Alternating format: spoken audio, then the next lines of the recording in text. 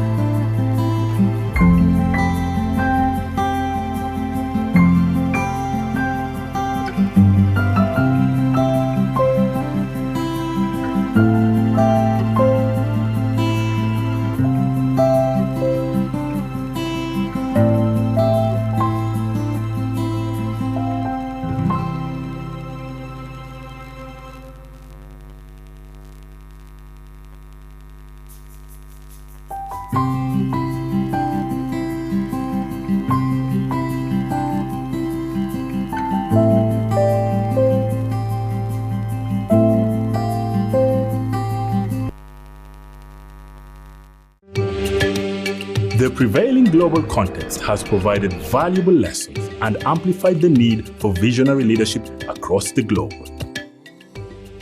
COVID-19 pandemic has brought in a new challenge to the youth. I think, as we all know, youth unemployment is a major challenge. The prevailing global context has provided valuable lessons and amplified the need for visionary leadership across the globe. COVID-19 pandemic has brought in a new challenge to the youth. I think, as we all know, youth unemployment is a major challenge that has been facing the globe over the last few years. However, during this pandemic, it wasn't. Through it all, there's something special about the resilience of Africa's young people. The creativity, the will to overcome adversity, which is inherent in humankind, but shines even brighter in Africa. From the 23rd to the 27th of November, YouLead Summit will be held under the theme Development is.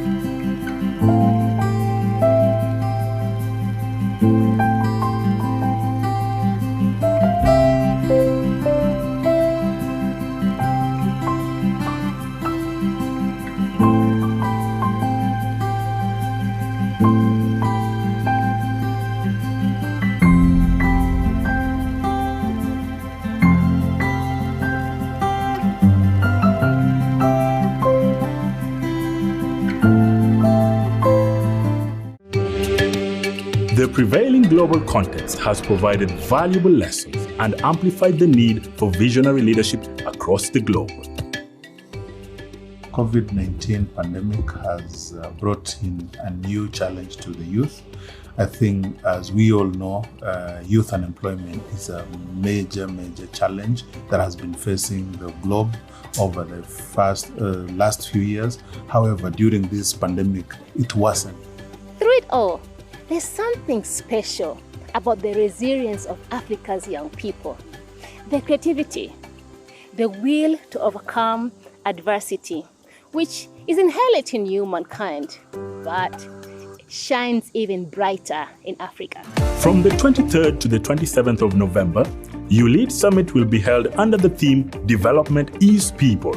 This theme echoes the words of the founding father of Tanzania, Mwalimu Julius Nyerere, who stated that any form of meaningful and sustainable development has to be people-centered. Since 2017, YouLead Summit has been working to unlock youth leadership potential for a prosperous East Africa and the region. As a bank, our purpose is Uganda is our home and we drive her growth.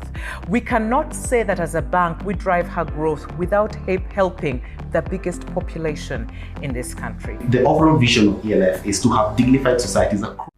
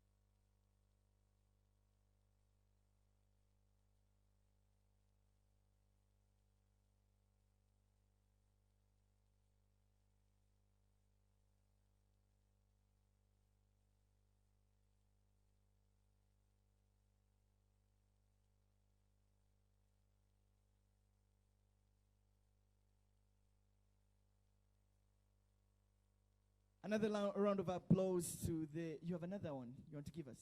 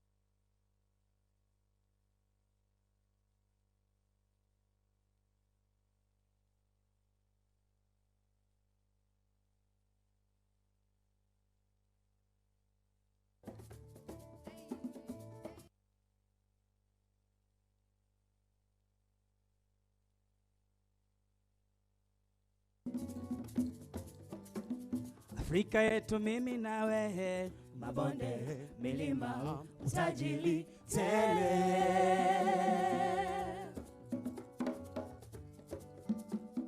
Mbuga za wanyama, misitu, malisho ya majaniko, mabondeni tele.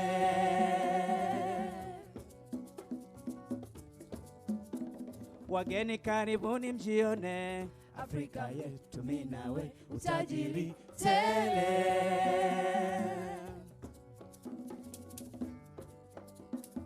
Afrika yetu mimi nawe, mama rasilimali tele.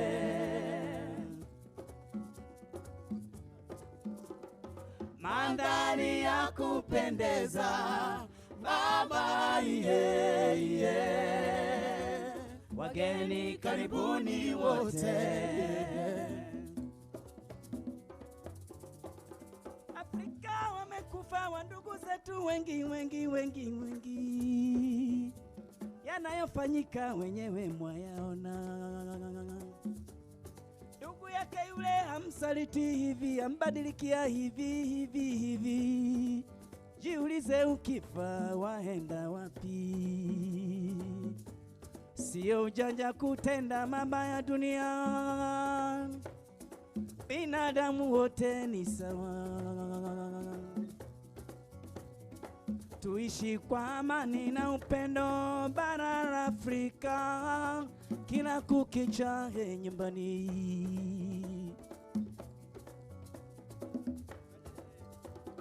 Afrika yetu mimi nawe, mama rasilimali tele. Rasilimali tele nyumbani zimejaa tele. Mandhari ya kupendeza, mama wageni karibuni wote.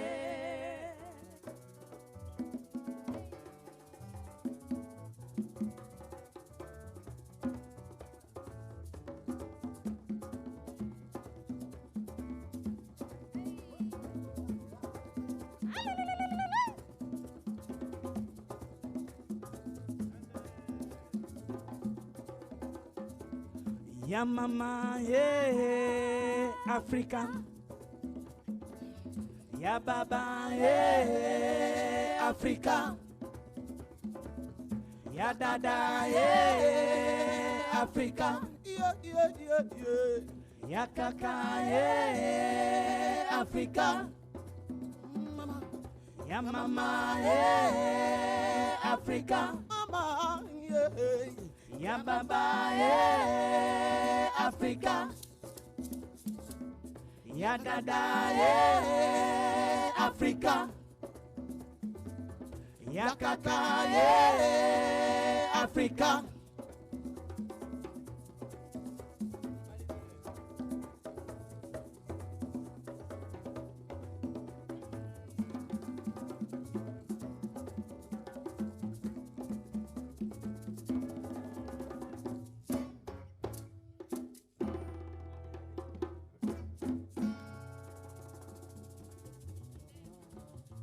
Again, I'll come back to the same thing. What does this song mean? Just for the interest of our audience that doesn't understand Kiswahili. All right.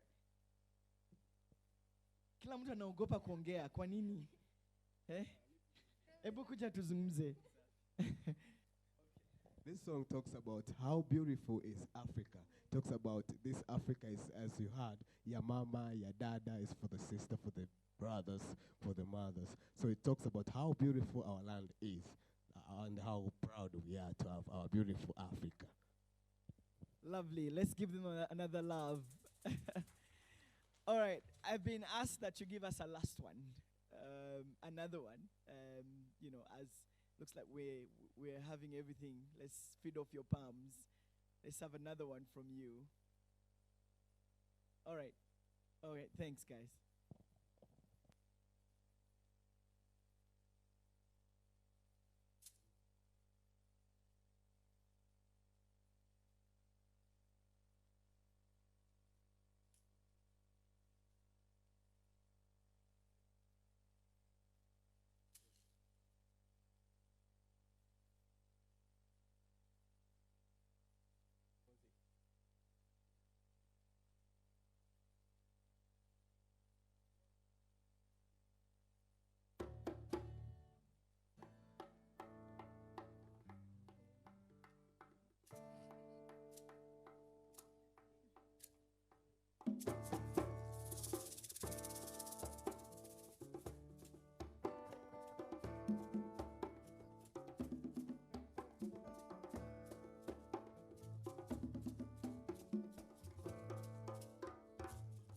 Viongozi wa Afrika mengi wametupigania, mengi mema wameyatenda. Shauri yake anayezubana ngoja kuamshwa. Afrika, viongozi wa Afrika mengi wametupigania, mengi mema wameyatenda. Afrika bara letu, shauri yake anayezubana ngoja kuamshwa. Afrika, haki, usawa na sheria, majukumu ya binadamu nyumbani. Ni ukweli usiopingika, maendeleo nyumbani. Uchumi, maendeleo kwa vijana kila kukicha nyumbani. Mbuga za wanyama nyumbani, Afrika, tumebarikiwa nyumbani. Twajivunia viongozi wetu wa Afrika kwa mema mengi walioyatenda. Nyerere, Mandela, Sankara, Lumumba, viongozi wa Afrika Mkwawa. Afrika,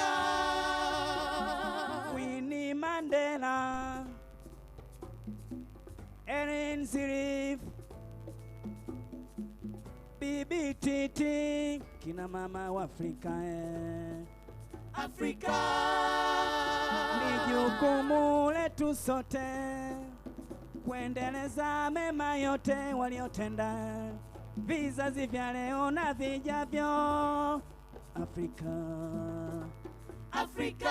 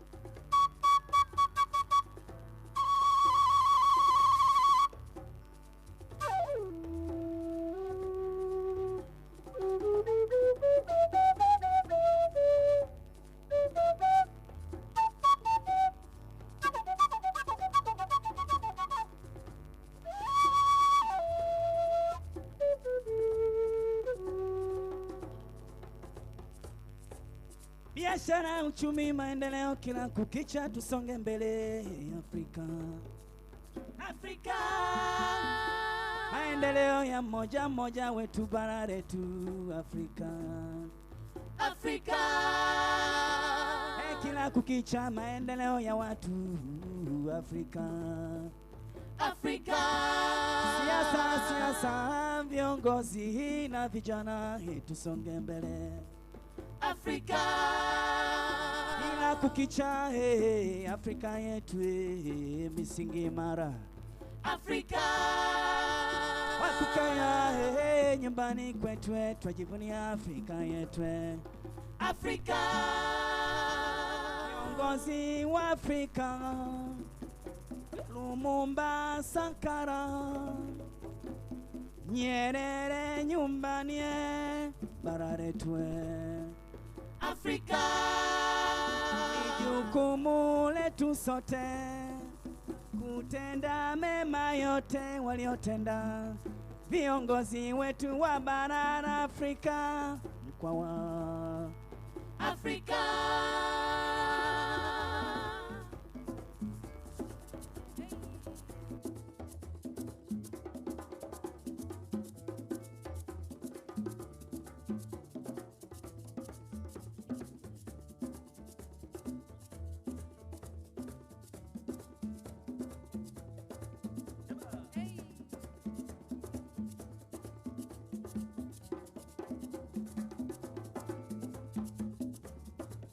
Tupige makofi kama hivi.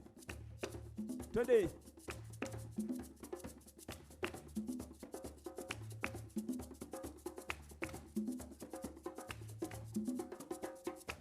Neno moja tutasema Afrika. Twende. Afrika. Afrika. Umoja wetu Afrika. Nguvu ya maendeleo Afrika. Umoja wetu Afrika. Nguvu ya maendeleo Afrika. Amani dumu milele Afrika. Miongoni mwa watu wetu Afrika. Uchumi maendeleo Afrika. Ni ya watu Afrika.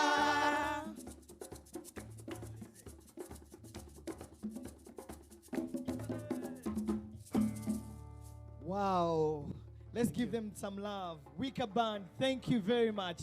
I can interpret that. I think same thing. Africa is a beautiful country, a beautiful continent with beautiful people. Am I wrong? A little bit, you're right. Okay, the song was about the strong leadership of Africa, and we were proud of the late leaders of Africa, such as Mandela, Nyerere, and other ones that we're proud of in the continent. Thank you, guys. Let's give them some love. Wika Band, ladies and gentlemen, from Tanzania. Thank you very much. Later on, we will be going to Nairobi, Kenya, with Javan the poet, and then Anita Komgisha from Uganda. But since this is our forum, I thought that we would sample some of the young people in this room to talk to us about what they think or what they love about Africa. I'm going to be sampling, so I'll start with you. What is that one thing you love about Africa? I love the food. Me too, girl. You love the food. All right. What is that one thing that you love about Africa? Good people, good food, hospitality. Oh, you sound like you come from Uganda. Yes, good people, good food. What is it that you love about Africa? It's that in cultures. Lovely. Diversity and culture. What is it that you love about Africa? Everything.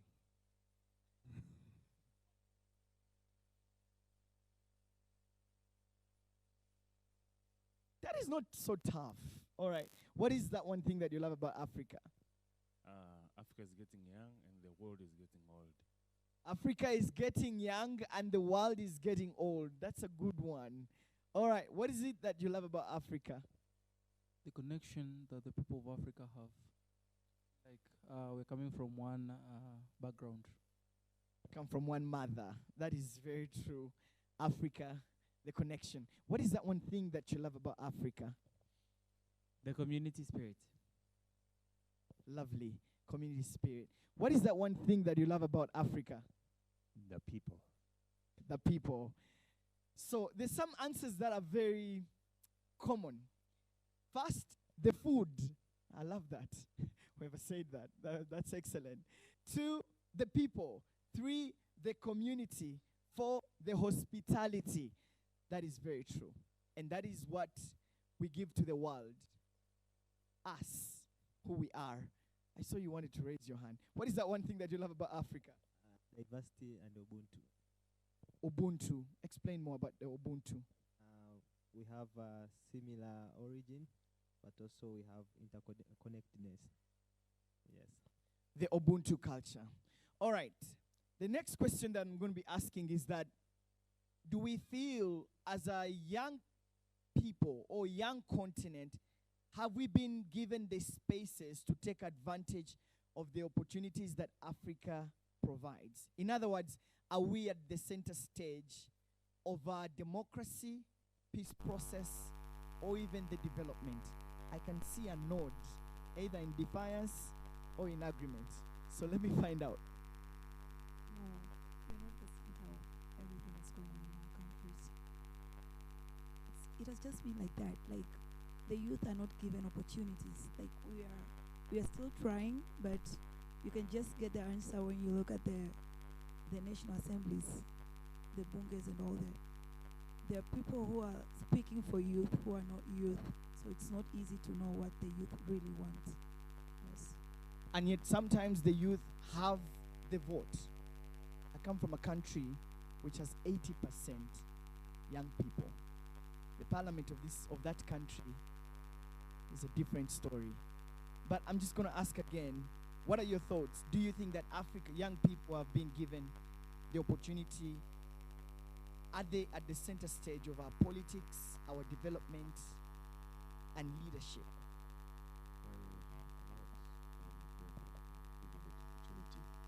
Compared to the number of African youth, we are many, but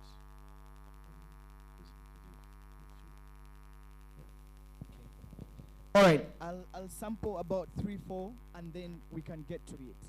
Do you think that we are at the center of our politics and leadership and our development? No, I don't think as youths in Africa we're given opportunities to really address these issues, because most of us being used, and I mean, we have the energy and we are the future, our generation, but we are not given the opportunities to express them and do stuff.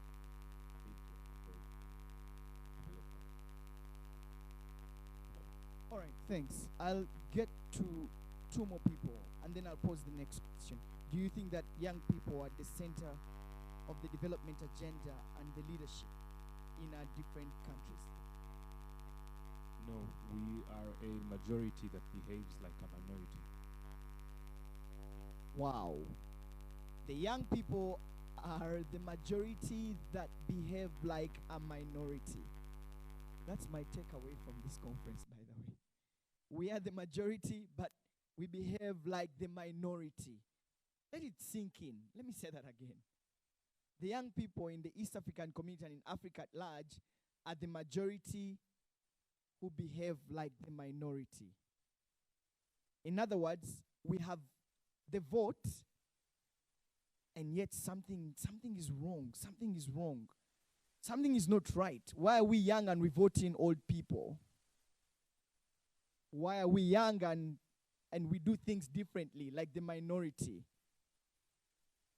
My last question as we officially begin is, have we positioned ourselves to take advantage of these opportunities, or we're just lamenting that we're not given the opportunity, but have we positioned ourselves and prepared well to take advantage of these opportunities? Okay, I'll start with you. No, most of us, we are not believing in ourselves, so that we are just there so as to influence people, but not take action by ourselves. Wow, thanks. Thanks for that.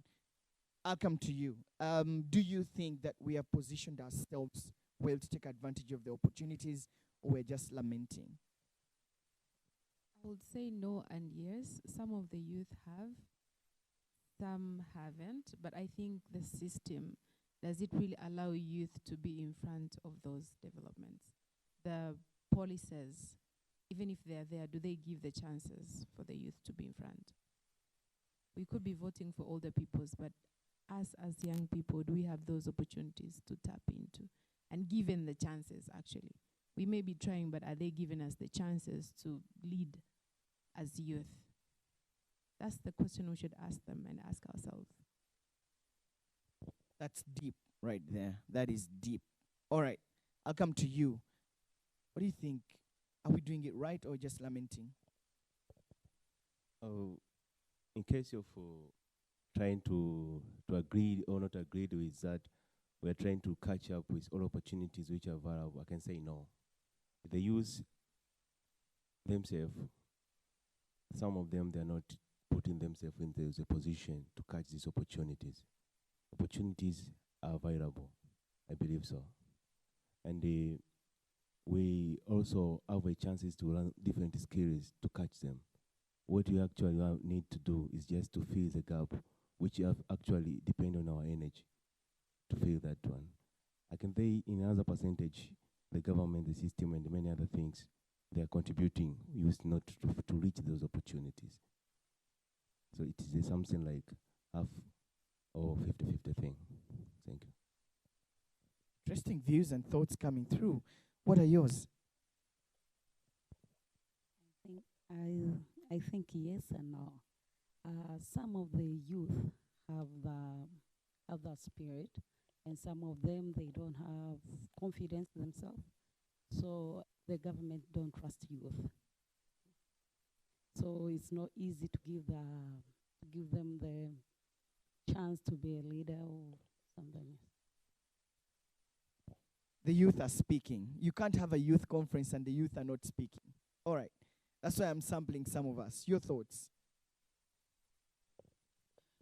Yes, I believe there is a gap, and many stakeholders are working to bridge that gap, so that these majority who are behaving like minority, including youth, because at the center of development in the region, in our countries. So I believe if we empower our young people and even the continent, the region. Thank you. Interesting views and thoughts. What is your take? I would say that systematically youth are neglected. And looking at traditional-wise, if we look back in Tanzania culture, I don't know about other East African culture, but looking at that, it used to be known when you're at this age, these are your responsibilities. And the whole community is around preparing for that journey. Let's look, okay, it may not be as fair, but it used to be known that, let's say if you're coming from this kind of religion, or tradition, you are prepared to be, let's say, a soldier or the guardian for the community. So everything is toward to prepare you for that role. And it may not, again, be maybe very fair, but if you're a young lady, you are prepared to be a mother. So there's a system preparing for that. But currently, as a young person, we really need to take action, and that's why we're here. If everything was fine, we'll not be here. So I think we are here for that purpose, because we are trying to digest and plan and dream so that we can all be able to take advantage of the opportunities. Thanks a lot. I'll sample two more and then we'll get back to the conversation. Your thoughts? I think the general thought has been shared that young people are acting like they are at the mercy of the minority, which shouldn't be the case. But I also think that there are a few young people that have taken up opportunities. Unfortunately, those young people cannot do advocacy alone, because advocacy, in my opinion, needs to be backed by some sort of revolution. People should know that what I am speaking about today is backed up by a number of people out there. And I don't think we get that backup from the young people in East Africa. Interesting thoughts. The last one falls on. All right, it will fall right here. Thank you. I think youth in Africa, in some countries, they are given opportunities, but the system itself for the whole Africa, it is not there to prepare the youth to be the leaders. So you go to some countries, you find are trying to put the youth in that system, from the educational system and from the cultural background. So now you find maybe in the 10 coming years, maybe if these kind of activities goes on, we will find that Africa that we need, but currently not. These are interesting views, and I hope you're noting down some of these issues.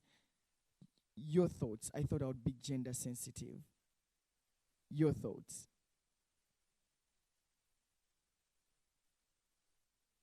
All right.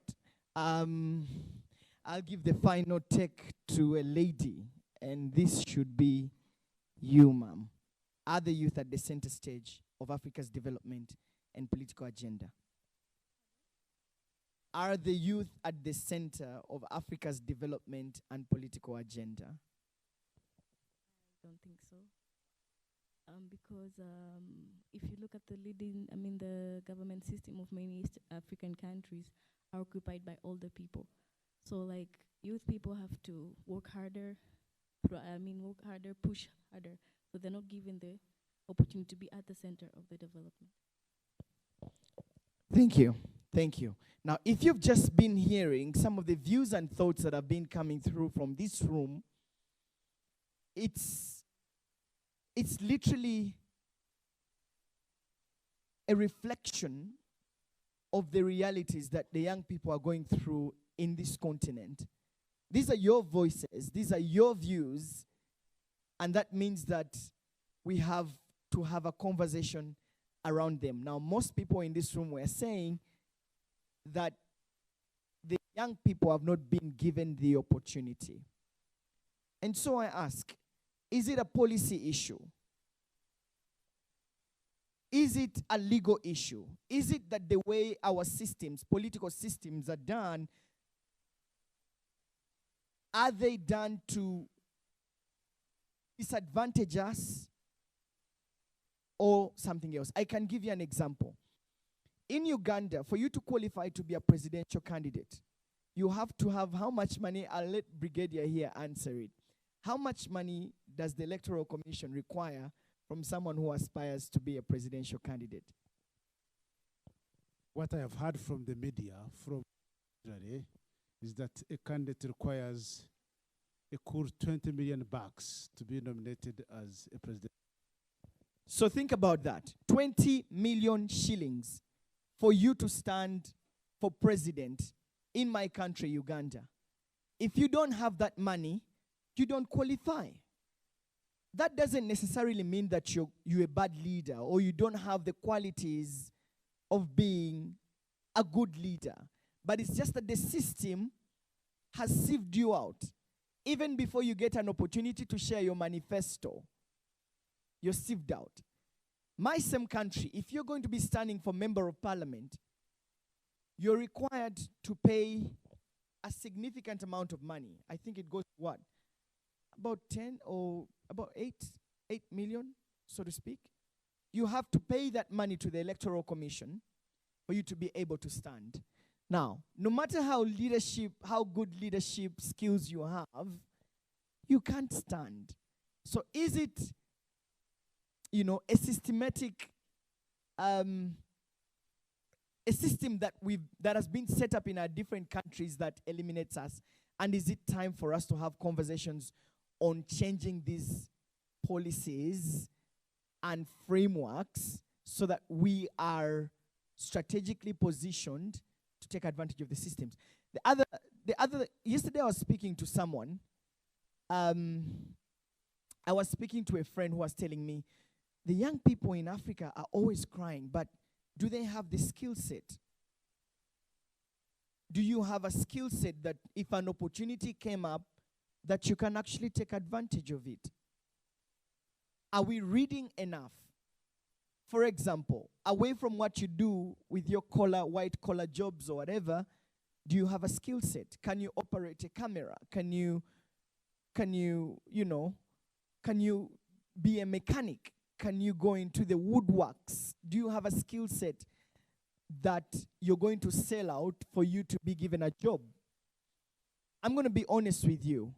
Uganda has oil, and I'm sorry, but I'm speaking from a Ugandan point of view. Uganda has oil, and soon we will be getting that oil out of the ground after the final investment decision is made.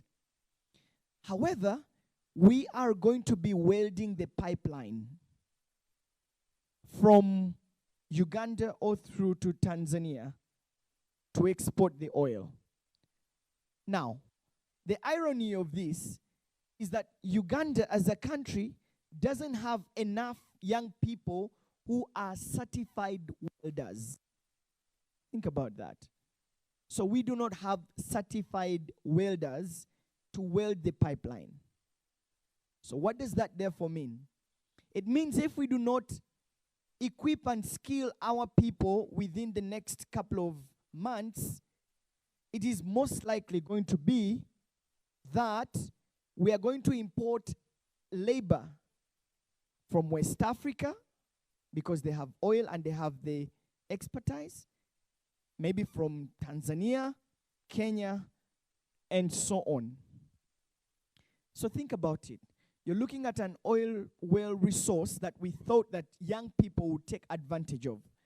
And so what government did is they went to the normal juakali, like the people who weld beds along the road, people who have metal fabrication along the road.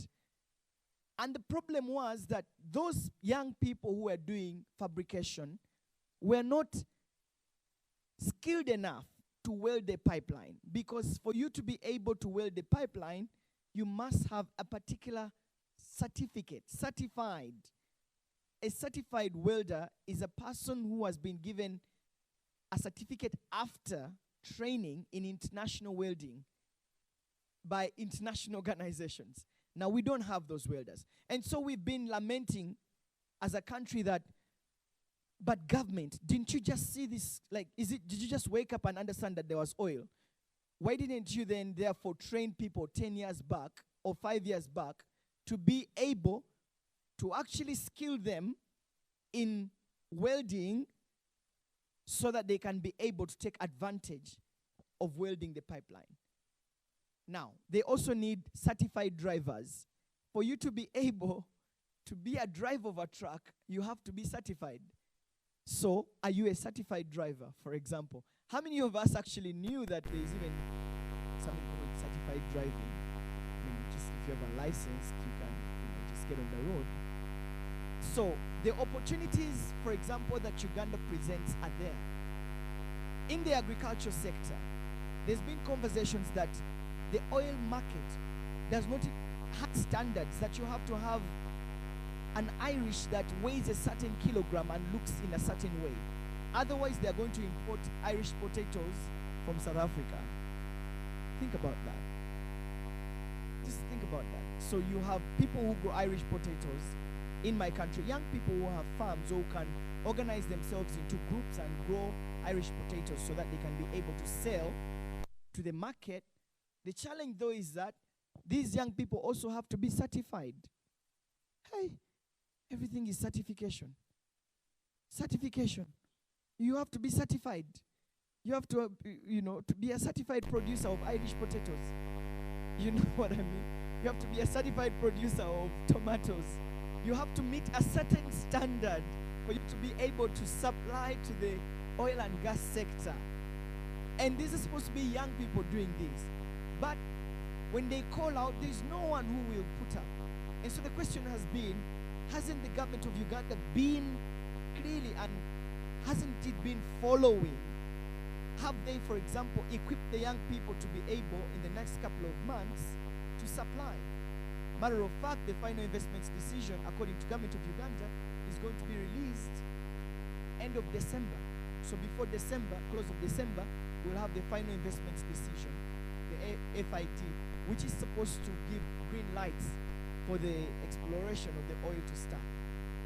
Again, these are conversations that we need to have as young people.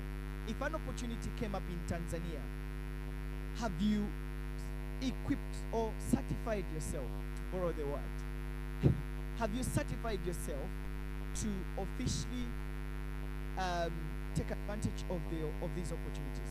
And so all of us in this room are going to be discussing and debating these issues. We'll also be joined by a team in Nairobi, and also we'll be in Bujumbura, as well as in Kigali and Kampala, for all of us to have a big conversation about the young people being at the center of our development and of our democracy and leadership. This is what the YouLead Summit is all about.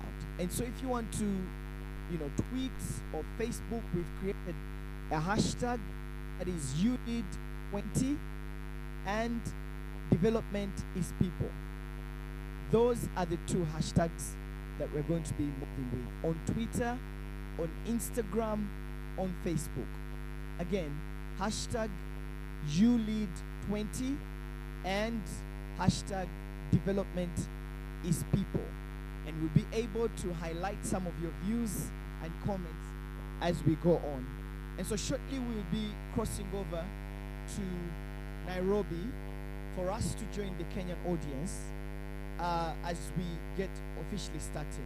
We've been just waiting for a couple of people to arrive, the honorable dignitaries who have been notified that are almost here. But yeah, I'm super excited about this summit, the YouLead Summit 2020.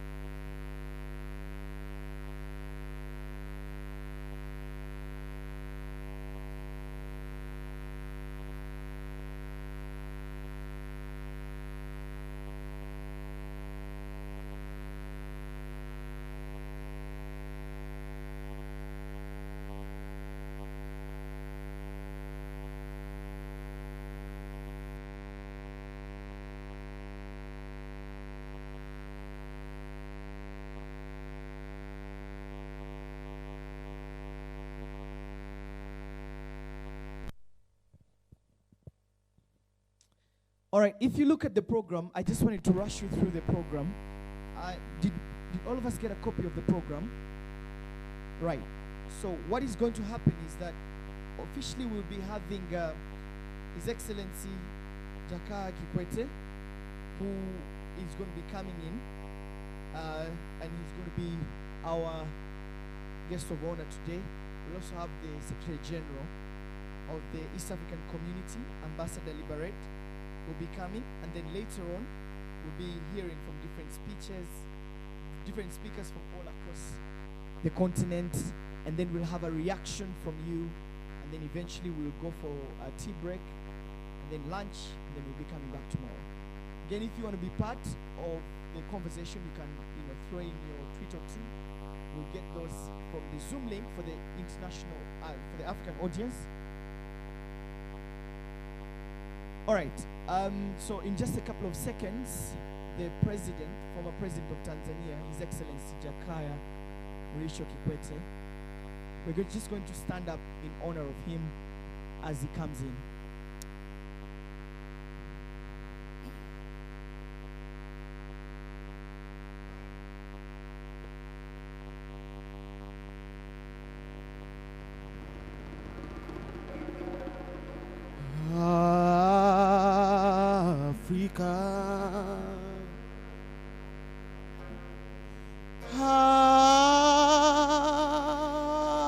Africa,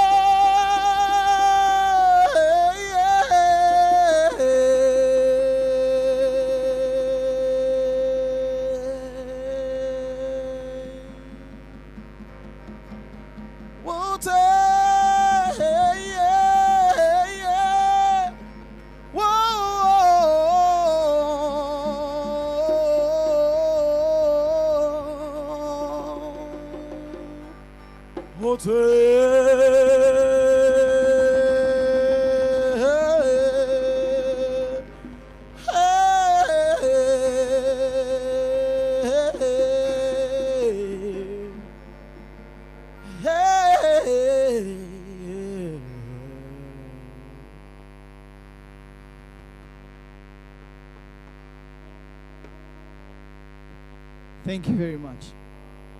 Ladies and gentlemen, let's take our seats.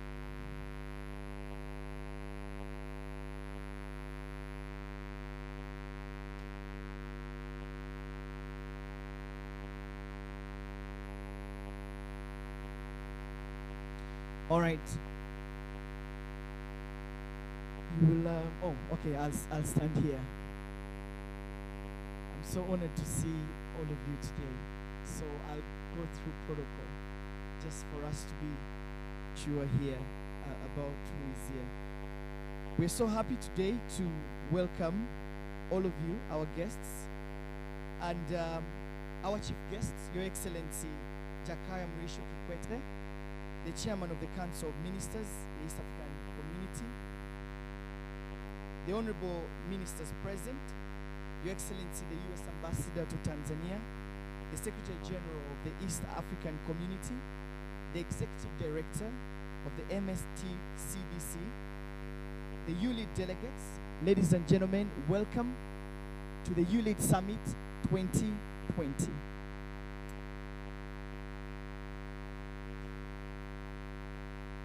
Your Excellencies, before we can all start, I wanted to cross over to my colleague, Victoria Rubadiri, who is live for us from Nairobi. But perhaps before we get through to that, let's all stand up for the East African anthem.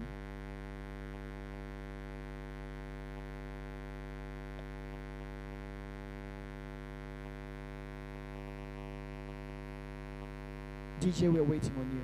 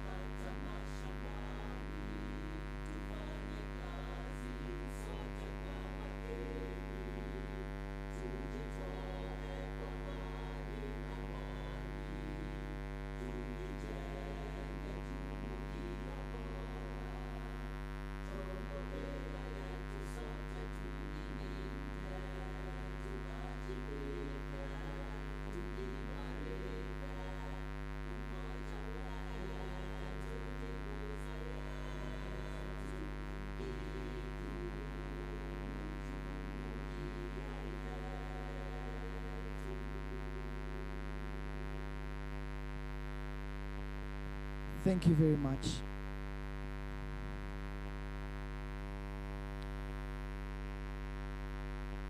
Ladies and gentlemen, welcome once again to the YouLead Summit 2020.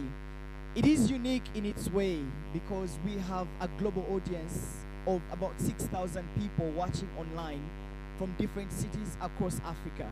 We also will be going live in Nairobi, which also has an audience there, Bujumbura, Kampala, and Kigali, as we continue with conversations around the youth. Just for us to remember, the hashtag for today is hashtag YouLead20 and development is people. I now want to officially set the tone by introducing our theme for this year's summit, which is exposition on shaping a new African narrative for youth leadership and policy alternatives in a changing development context. I now want to invite Brian Kagoro from the Open Society Foundation to lay the groundwork and foundation for this event. All right, I've been notified that we're trying to get through to Brian, but let me invite Wickerban to give us a number. All right. Brian, we will come to you shortly. Let me invite Wickerban to come and give us a number as we let our guests settle in. Wickerban, you're welcome. Let's give them some love. Just to say something about the Wicker Band, they are our alumni. That band was grown out of a team that met at the MSTCBC, and it has since grown, and they're into the creatives.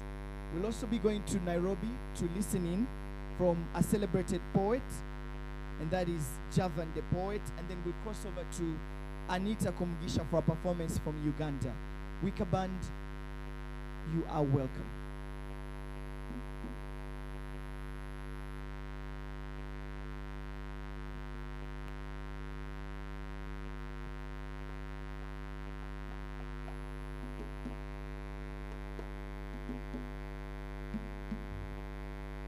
Hi everyone. So we're back again, and we're gonna do a song that was written by Mr. Bella Batayunga. We are honored from Lovers and the Wicker Band. Thank you very much. I hope you enjoy.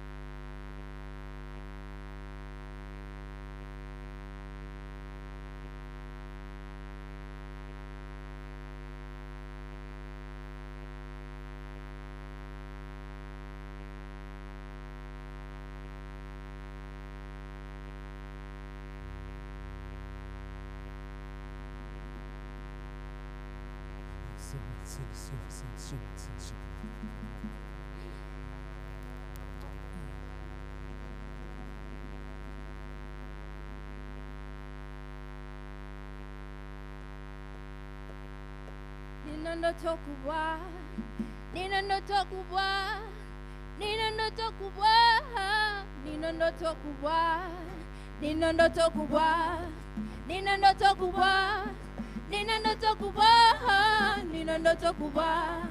Mimi sio wa kesho, ni wa leo, si kijacho. Afrika haisubiri ya muwezi ni gairi. Sitafuti posho, ila limetosha jasho. Limetosha jasho, limetosha jasho, limetosha jasho. Nafungua yangu macho, nimechoka kusubiri, hamuwezi ni gairi. Nina ndoto kubwa, nina ndoto kubwa, nina ndoto kubwa, nina ndoto kubwa, nina ndoto kubwa, nina ndoto kubwa, nina ndoto kubwa, nina ndoto kubwa. Mama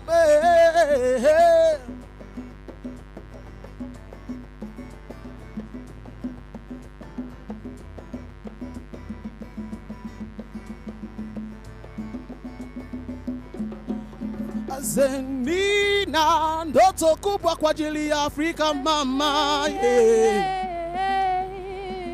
Nina ndoto kubwa kwa bara la mama, mama, mama, mama,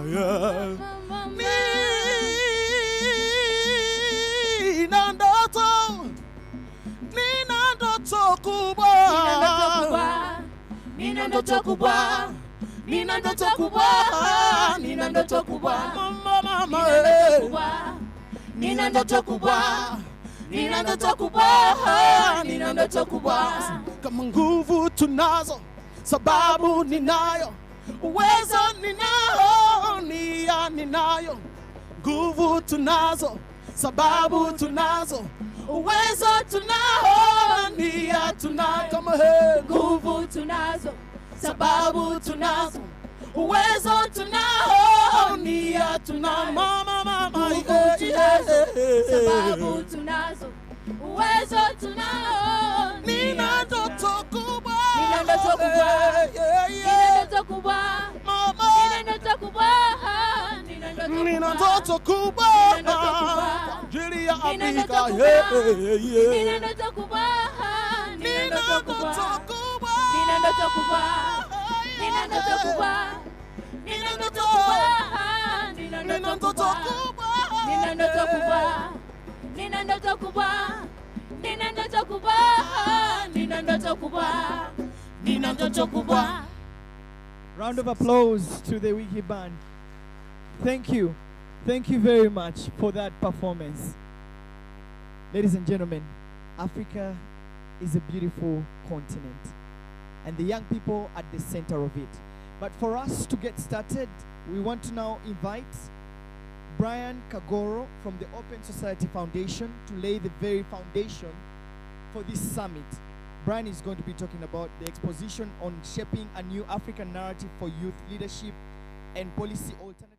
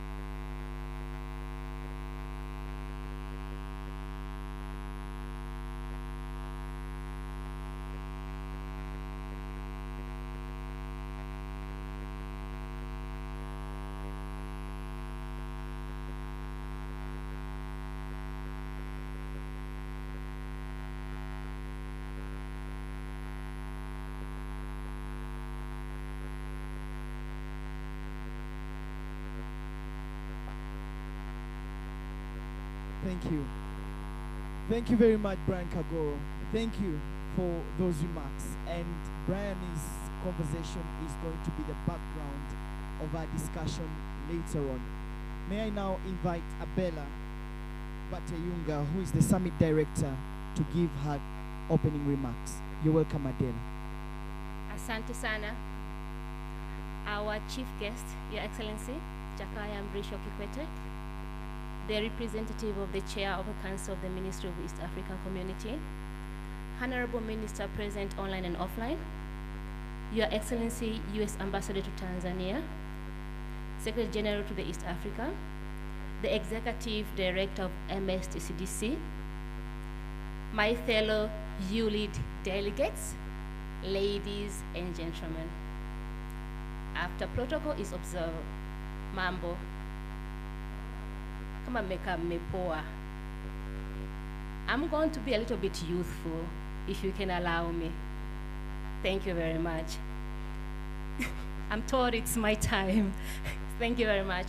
I just want to run you through where we are and where we are coming from. So as I was introduced, my name is Isabella Bateyunga, and I am the Summit Director for YouLead 2020. I'm glad to see most of you, and I know some of you as my colleagues. We are working together in a lot of things in the youth sector in Tanzania, either in business or in entrepreneurship or in media or in arts or in innovation or in gender or in ICT or whatever manner of thing that unite us as young people and making us raise our voices. So looking at the YouLead Summit for this year, maendeleo ni watu, development is people. We all know that it's taken from Mwalimu Julius Kambarage Nyerere, who stated that for any form of meaningful and sustainable development, it has to be people-centered. And I don't know how you follow Brian's exposition, the way he actually went through saying Africa is facing both hope and challenges. So it's a balance of such. But however, Your Excellencies, I would like to take us back a little bit, 3 years ago. Because YouLead Summit, this is actually a fifth one. We started in 2014, and then we did another one in 2017, 2018, 2019, and this is the 2020. So in 2017, what we did, our theme that year was unlocking youth leadership potential, youth at the center of East Africa integration. We learned a lot that year in 2017. And I know a couple of my fellow youth were there. But the basic thing that we learned in 2017 was young people are the greatest driver of East African community integration. Now, come 2018, what we looked at was youth political and economic inclusion, scenarios for sustainable regional integration. Now, one of our take-home that was the biggest learning that year was the Africa we want can only be achieved if each of us can take a mantle to be the agent of change, not waiting to be invited. So as young people, if we are invited, if there's a chair, if there's a table, and there are not enough chairs, we bring a folding chair and sit in that table, because we know it's important and it's necessary. Now, for 2019, last year, most of us were there. We are all asking and wondering, because the theme last year was youth at the crossroad, right? And what we are saying is, how do we handle the issue of migration? How do we handle the issue of participation and access for opportunities? We look deeply into issues of innovation and business. We look deeply into issue of political inclusion. Now, having in mind that East African countries, Tanzania, Uganda, and Kenya, have gone and are going in election this year. And we have had some fellow youth, congratulations for those who have actually run and gone through the parliament. So congratulations for you. But for this year, as we are joining together here in Tanzania, Arusha, as we are joining together in Bujumbura, Burundi, as we are joining together in Kigali, Rwanda, as we are joining together in Juba, South Sudan, as we are joining together in Kampala, Uganda, what we are looking to do this year with all the COVID challenges, because you could see even our exposition has to come from online, And we are trying the best we can. We had close to 5,000 people who are listening to us, streaming from all the 6 countries. So we might face some technological challenge, but what we're saying is, how then do we take charge of ourselves, but how do we take charge of our participation? How do we create opportunities or ask for opportunities for ourselves to be included both in politics, that is youth in politics, youth in business, but also youth sitting at the center of peace and us becoming the peace ambassadors. But also, how do we look at technology and actually use it to activate the development within ourselves? So for this week, without taking so much time, Your Excellencies, for today, we are looking at the youth. We are looking at youth in politics. For tomorrow, we are looking at youth at the center of peace. And then on Wednesday, we are looking at youth in business, where we are actually going to have some of our innovators who have been here for 1 week camp that are going to receive award for some of the brilliant innovation they've been doing. And then on Tuesday, we want to sit and say, so with all this conversation, Monday to Wednesday, what is the action? So we call it post-summit agenda, meaning we sit down and actually create an action plan for the coming year until we meet for YouLead 2021. But what is happening on Friday? What is happening on Friday? Vijana Assembly, AKA? People are like, what is she talking about? On Friday, we are going to be here in East Africa community where we are actually going to have a mock assembly for Vijana Assembly for East Africa. We are trying to see how we can integrate ourselves. Having said so, I think I'll end up by saying I'm excited, I'm honored, and I have one request. My request is, let us not complain. When you get a chance, let us bring opportunities. When you get a chance, all of us know what the problem is, but what is our solutions? Let's bring solutions on the table. Let's find a way to partner together. Let's find a way to put our leaders in task, but also to put ourselves in task. Let's unite, let's advance, let's push East Africa. Is looking at common market, common trade within Africa, and also just integrate. Who knows who's gonna marry who? Nice seeing you, everyone. Thank you very much. Thank you very much, Africa Mashariki. Thank you, Abela, for those opening remarks. Without any further ado, I want to invite Richard Sewachilianga, who is the Executive Director of the Training Center for Development Corporation, to give his opening remarks. Richard, you're very welcome. Let's give him some love, young people. Your Excellency, the former President of the Republic of Tanzania, the Deputy Secretary General, Your Excellency, the Ambassador of the United States of America to Tanzania, our Director for the YouLead Summit, the delegates, colleagues, ladies and gentlemen. First of all, for us at TCDC, it gives us very, very much pleasure to welcome all of you to this year's 2020 YouLead Summit. As you have heard, this is not the first, but we are going into the 5th. But also, as you have heard, we are not only here in Dar es Salaam, in Tanzania, but we are all over the partner.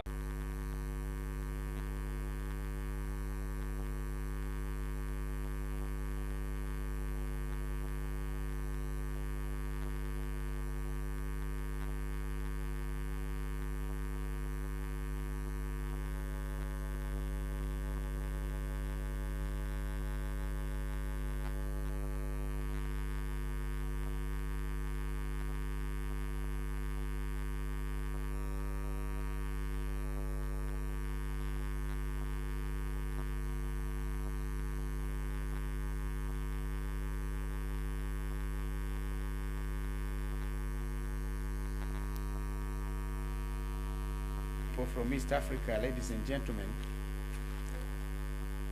it is a pleasure and an honor for me to join you this morning at this all-important East African Youth Leadership Summit, YouLead. I thank Richard for inviting me. I accepted the invitation to speak at this summit because of two things. First, that it brings together young people, young leaders, under the age of 40. I thought, as a senior citizen of this region now, it is a good opportunity for me to as well to come and share my thoughts, my idea, my experiences, but also to learn and retool, since leadership is an endless learning process. Second, that the demography of our region dictates that the fate and future of our integration process, which ultimately is destined to achieve political federation, rests largely in the hands of the East African young leaders and young people. I was recently reading the East Africa Youth Survey report issued by the Aga Khan University.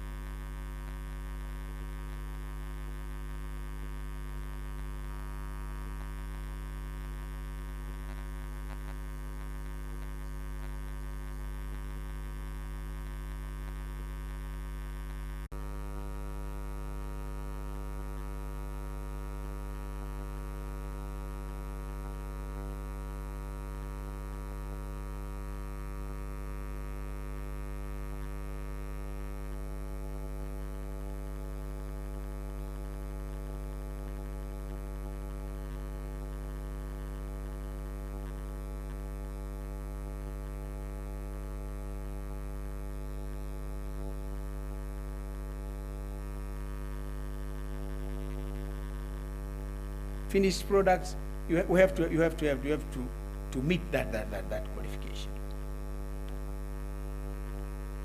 That's the first stage.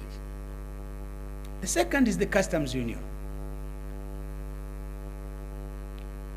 The customs union is where goods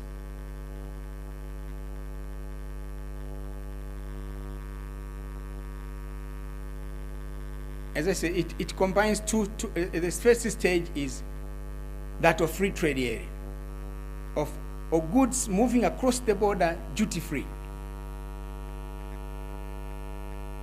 That's one aspect. But also, countries agree to erect a common external tariff for all goods that come outside the East African Community region. Have to be taxed. So preferential trade area plus common external tariff is what is the customs union. But I want young people to have clarity on these concepts.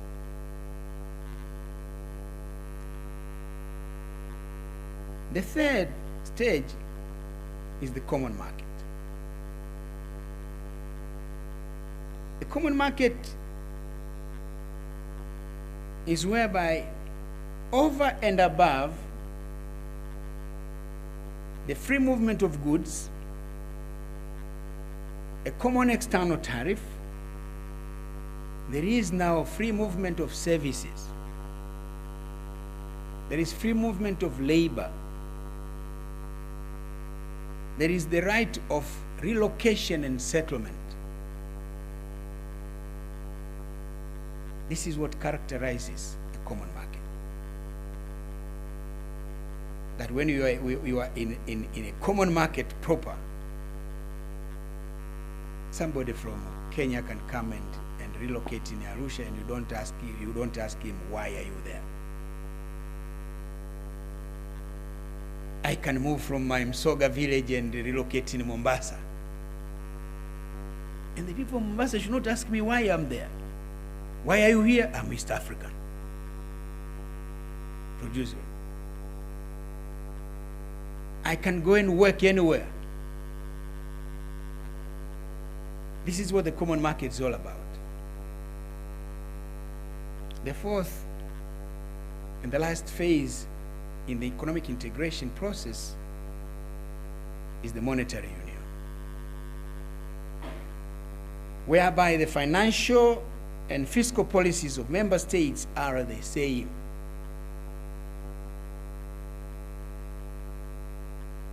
And some have gone to the next level of having a common currency. That's the monetary union stage.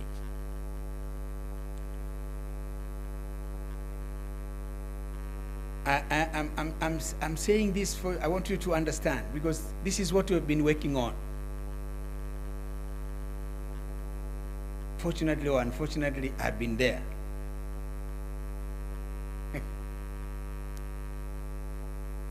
I was there during the first East African community, and I was at school. It collapsed when I had just finished my military training at Monduli, has become a young lieutenant. But at the second East African community, I was the minister. The minister responsible for its formation. So I wanted to know what we have been doing, so that when you get clarity of what has been doing, then you know exactly what are you talking about. Because some people just talk about common markets interchangeably with customs union. So I was saying, first is preferential trade area, goods produced in member states, moving across the borders, duty-free. Second is the customs union, that goods coming from outside our market have a common external tariff. It's the customs union.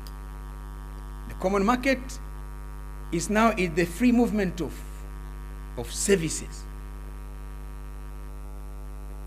financial services. Those services, they are not part of the first stage. They're at the third stage. Then, of course, the final is the monetary union, where, because in the cooperation arrangement, we used to cooperate in fiscal and monetary policies, but it's simply a question of harmonization. The ministers of finance would meet before budget just to coordinate so that they don't make decisions that are going to be adversely affect the community, the stability of the community. That's all. But in the monetary union stage, when it comes, for example, on fiscal policies, when it comes to borrowing, government borrowing from the financial market, you cannot borrow beyond a certain level that has been agreed of the GDP. And this is set by East Africa. I think now it is 3%. What is the percentage now? Borrowing. Yeah. I cannot, the Tanzania side cannot say we are cash strapped. So we're just going into the money market from the banks and borrow. We want to borrow 6%. You cannot. This is now set at the East African community level, because we're looking at the stability of the economy now. That's when you get to the monetary union stage. So I wanted this.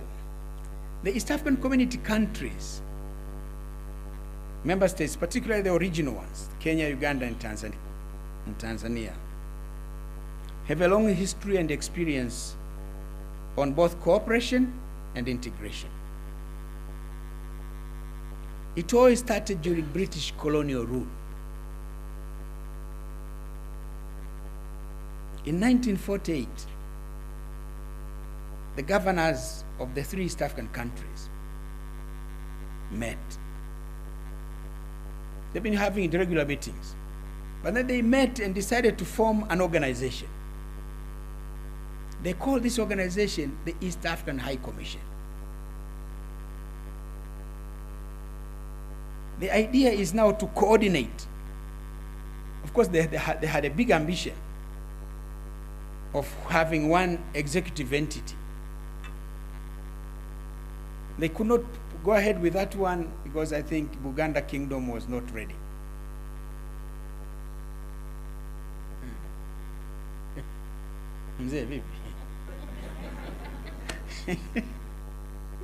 Because at that time, they really wanted to make East Africa one entity, one executive. But the Buganda Kingdom said, no way, our Kabaka has to remain, he has to be in charge. But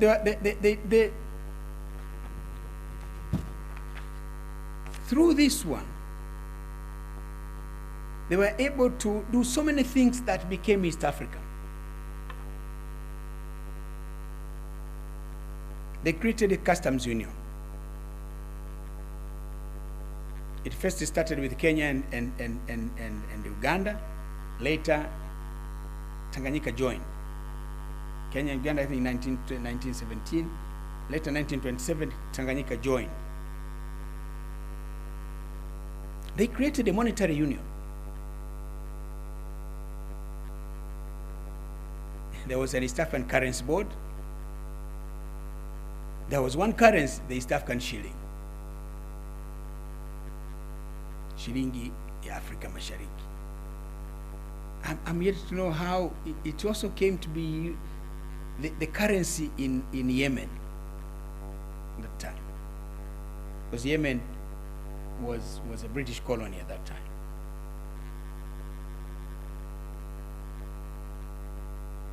They created common services in transport, telecommunications, in finance, and education.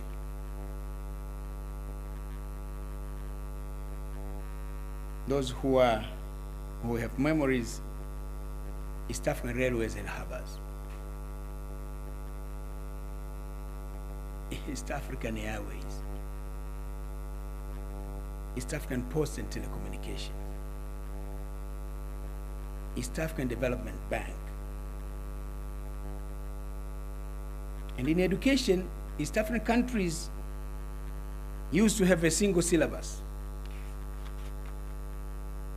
a single examination body, the East African Examinations Council.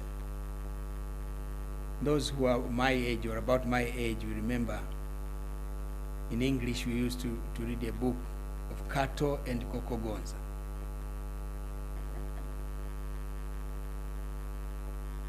They started their journey from Kampala, talked about Mengo Hills, they threw Bukoba to Dar es Salaam, to Zanzibar, to Mombasa, and then to Nairobi, and through Busia back to Kampala. These are English books that were read all over East Africa. One book.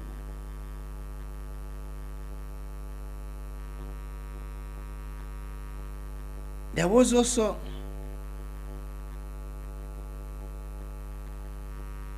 the East African University with colleges, 3 colleges that have specialized. Makerere specialized in training doctors. All East African doctors at that time were ex-Makererians. Nairobi University specialized in training engineers. Dar es Salaam University trained lawyers. Wako and company, all these guys are trained in Dar es Salaam. That was the East African University then.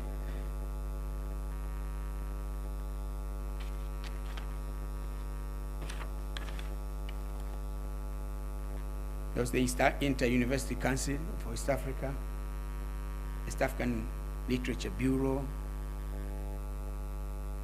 The people of East Africa used to move freely and worked across the region.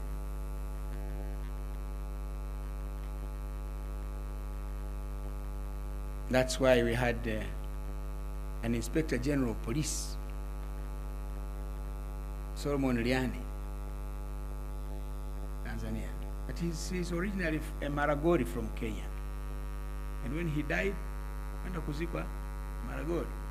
That is his home. But this is how East Africa has been. I remember my father at some point, he was the senior colonial civil servant. He was a district officer at Same. And the district commissioner at that time in Same was someone Halwenge, Eluo from Kenya. So this has been the practice. As it became evident that British colonial rule was ending in East Africa, the processes of independence, the independence movement had become too strong, and the British can no longer hold. So the high commissioners, bright as they are, they sat down and said, how do we proceed now? The independence of Tanganyika was December 1961. So in June 1961, a new organization was formed, the East African Common Services Organization. And the Tanzanian Dastan Omari became the first Secretary General.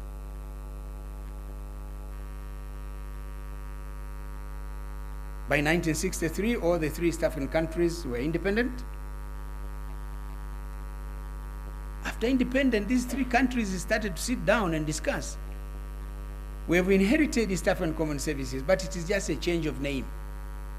Then the East African High Commission to the East African Common Service Organization, with Mswahili as the head of this organization.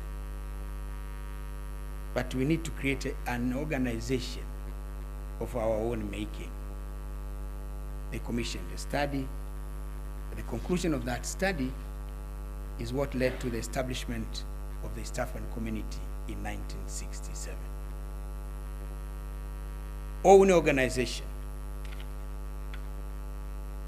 But of course, it retained what has been created by the East African High Commission and what was under the leadership of the East African Common Services Organization.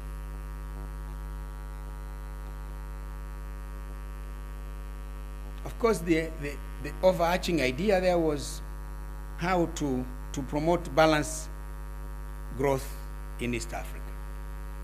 there were disparities, and the feeling was that if they create a new institution, then we'll be able to create balanced development in the region. Unfortunately, 10 years later, in 1977, the East African community collapsed.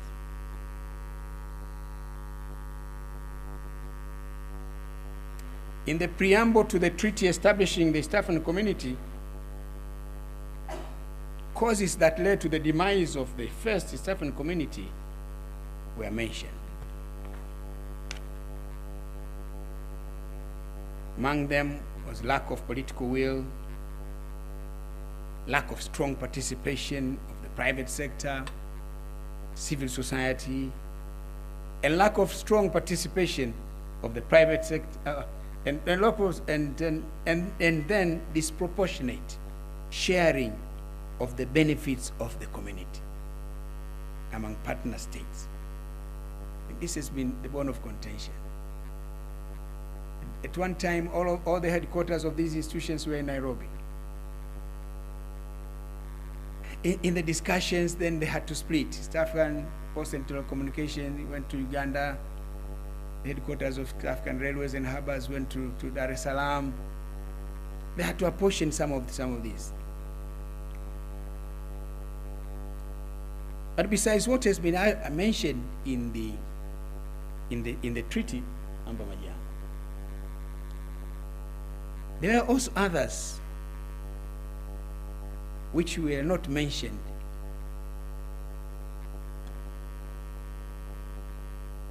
For expedience. You know, some of these issues were controversial. So you cannot get an agreement when you write a document.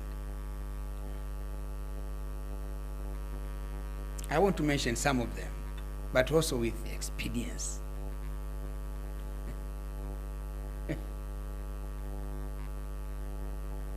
At the time of the collapse of the East African community, unfortunately, the relations between the three East African countries were not so good. Kenya and Tanzania were not in the best of relations. All sorts of names, and bad ones for that matter.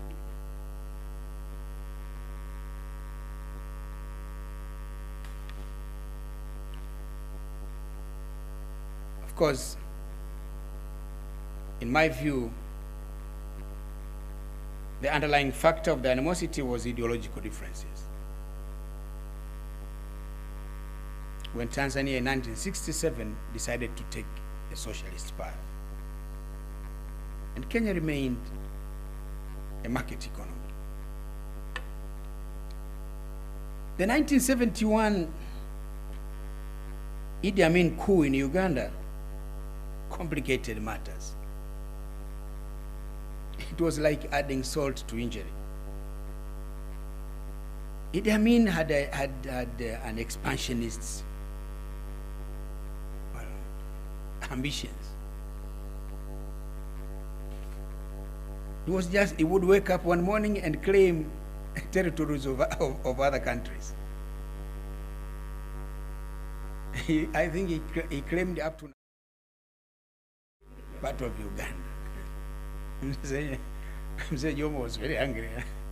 Ametumia maneno ambayo huwezi kuyatumia hapa kuyasema kwa watu.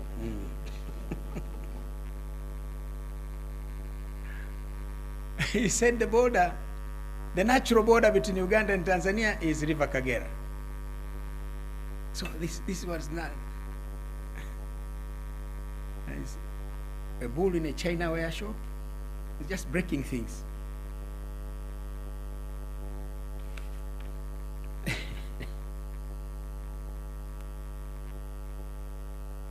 But after the coup, President Nyerere, so it made the relationship between the three leaders very nervous, because you know when you work in an entity, we were trying to build an integration process.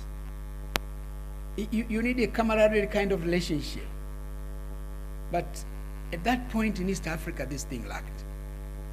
And these are the leaders.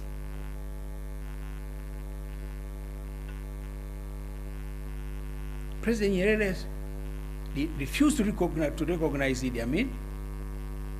He said he was not legitimate. He's not going to work with illegitimate leaders. But he said he was not going to sit at the same table with Idi Amin. Now you have an East African community. You need in its organs, the highest organ is the summit. President Nyerere said he can't sit at the same table with Idi Amin, so the summit could not meet. From 1971 until Idi Amin left, President Nyerere just stuck to his guns, said no way. So what used to happen is the Secretary General now writes a note. He has to go through the capitals, get a signature from Idi Amin, signature from Jomo Kenyatta, signature from Julius Nyerere. A decision has been made that way. It really weakened the structure. But unfortunately,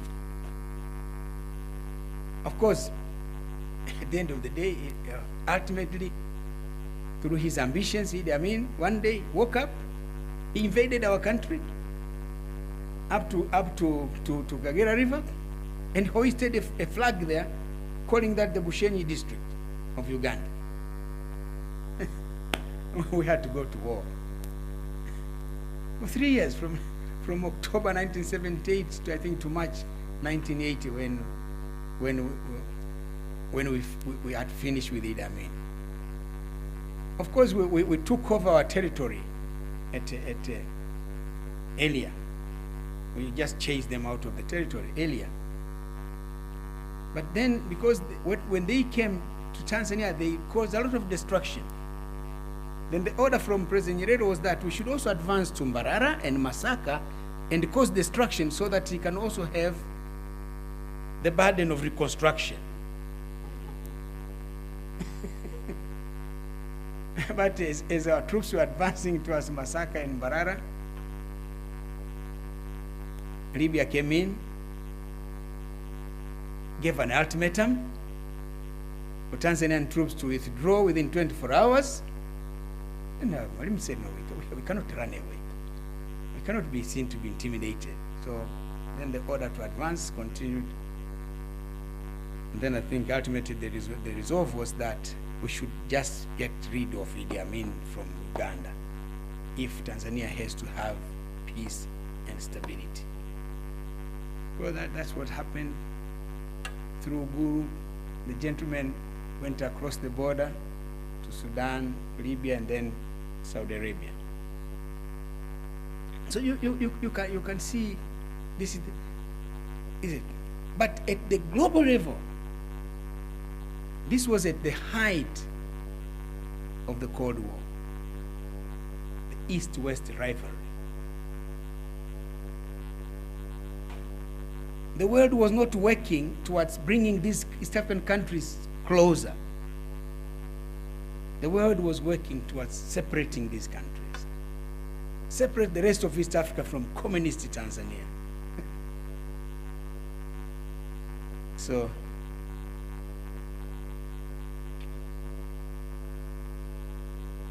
ultimately, the East African community collapsed.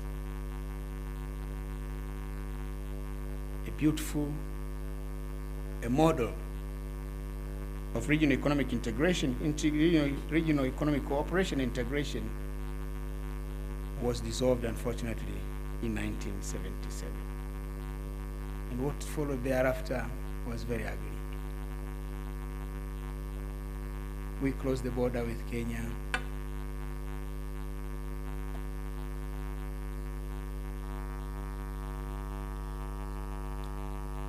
After the collapse of the East African community,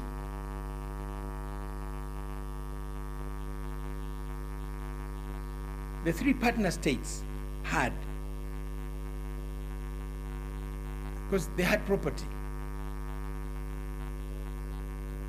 It is just like when you run bankrupt and you have got to dissolve your company. You have to look for a liquidator.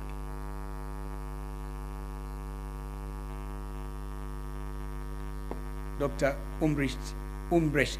Victor Umbrecht was appointed to advise the states, the African countries, on how they would share the assets and liabilities of the defunct East African community.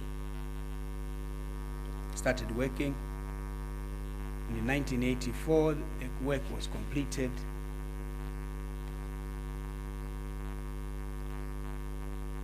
And the mediation agreement was signed by our three presidents. But in that agreement, there was a clause that said, well, fine, it's divorce, but Kenya, Uganda, and Tanzania should explore areas of future cooperation and to make concrete arrangements for such cooperation.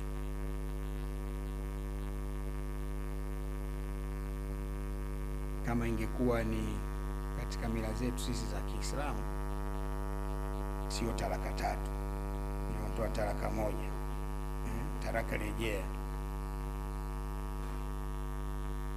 Ambassador, I was saying, in the divorce procedures or divorce protocols of the Muslims, there is one divorce, 2 or 3.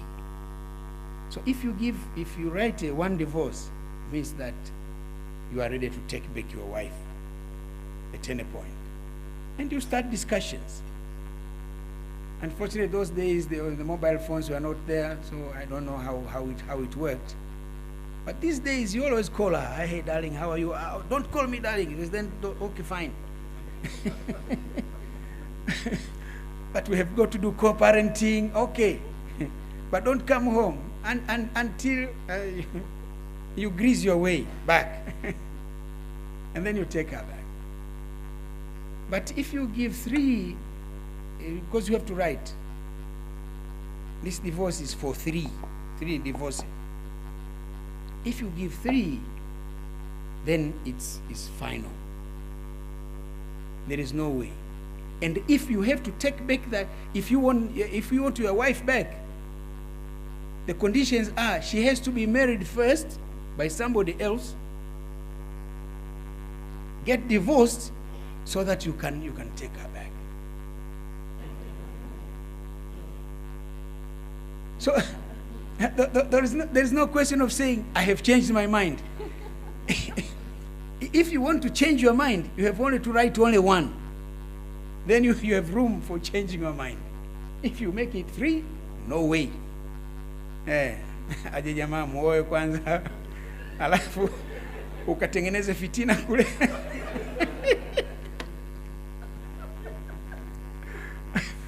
Achike ndio wewe uje kuoa tena. Yes. So what Dr. Victor Umbrecht was telling East Africans, don't give 3 divorces. Make it only 1, so that you create room for future cooperation. So it is on the basis of this 1984 agreement that it created that room for discussion. In 1986, tripartite processes began. These processes went on until 1993, when the tripartite meeting, when the heads of state now met, because after the officials, the ministers, so many meetings. I also participated. I was part of it. I was Minister of Energy and Minerals at that time, Water, Energy and Minerals at that time. We participated. In 1993, the leaders said that's fine. Then 1994, agreement was signed for the establishment of the staff of the Tripartite Commission. Of course, things happened. there were some delays for various reasons. In 1996, March, at the Amrabed Stadium, the secretariat of the tripartite commission for East African Commission, East African Cooperation was launched. Uthaura Kenyan was Secretary General, Ambassador Kazaura, Deputy Secretary General, Nahamia of Uganda, Deputy Secretary General. That's how we revived now the process. I was foreign minister then. So we started working. In March 1997, our heads of state met. And the instructions we got was,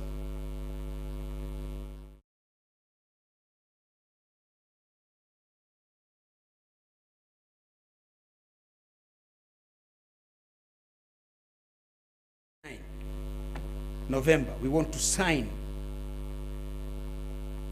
the treaty establishing the East African Community. We had to work overtime. And then, of course, the Secretariat came up with the zero draft. They had consultants from the 3 East African countries, came up with a zero draft. We discussed it at ministerial level. Member states were discussing it. And I want to assure you that the discussion was not easy. Within states and between states. I was Minister of Foreign Affairs in charge of this docket. And in cabinet, my colleagues were accusing me to the president. You know, President, nobody else in this government knows anything about the draft treaty except this man. That is me. It was not true. Because we were discussing it jointly, but I was being accused. And then in the party, also there were similar accusations, but their fear that the government was selling the country. That how do we come into a community with Kenya? We only be markets. How dare you do that? So I remember the president telling me that. Of course, I was also a member of the National Executive Committee of CCM, a member of the Central Committee, but I said, now come as minister. Come and brief these leaders. What is it that is going on in the process of negotiations? Well, and of course we also commissioned the economics department of the University of Dar es Salaam to advise us in the whole process. Then I had to go there, spoke at length. My president supported me, says, now look here, the minister has been so elaborate. Do you have any doubts that you are going to be shortchanged? He says, no way, minister, proceed. He did not wait until for them to say yes or no. That is leadership. That is leadership. That is leadership. So, went ahead, concluded. Of course, again, within the debate between Kenya, Tanzania, Uganda, the two of us, Uganda and Tanzania, our fear was Kenya. The economy is bigger. Are we safe? Then we discussed, and then we said, then we agreed that when we come to the details of the stages of development, that is when we are going to discuss these fears. Then, of course, agreement was signed December 30th, and we were given 3 years to come into the first stage. In the East African community, I said there are four stages, but in the East African community, we agreed our entry point is going to be the customs union, that we are going to combine the two stages, the free trade area and the common external tariff. We said we're not going to start with the free trade area and then come to the common external tariff. And the idea was simple. We did not want diversion of trade. Because if you start with the free trade area, the other one can undercut you by lowering external tariffs, so that you divert trade to that country. So we say, no, let's start at this point. We're going to have the common external tariff, and the free trade area as a starting point. So that's why when you read the treaty, you see entry point has been the. That's the thinking behind it. But in the negotiation of the customs union, that is where the issues of protection of the weaker economies in East Africa was the serious discussion, the issue of debate. How do you protect the weaker economies of Uganda and Tanzania in the face of the bigger economy of Kenya? What we decided to do is introduce the principle of asymmetry, or the principle of variable geometry, whereby you build into that agreement that the bigger economy is going to bear a bigger burden for some time in order to give a breathing space for the weaker economies also to catch up.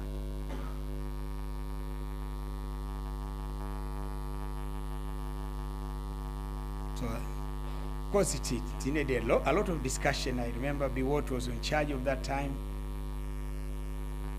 But at the end of the day, our Kenyan brothers saw reason. We agreed. There was agreement in that one. In the last meeting, the last day, and the heads of state were already there to sign the protocol. And they came. The idea was to sign the protocol at Amri Abedi Stadium again. But the business was not yet finished. We came to that meeting. Uganda came up with a list of 200 items.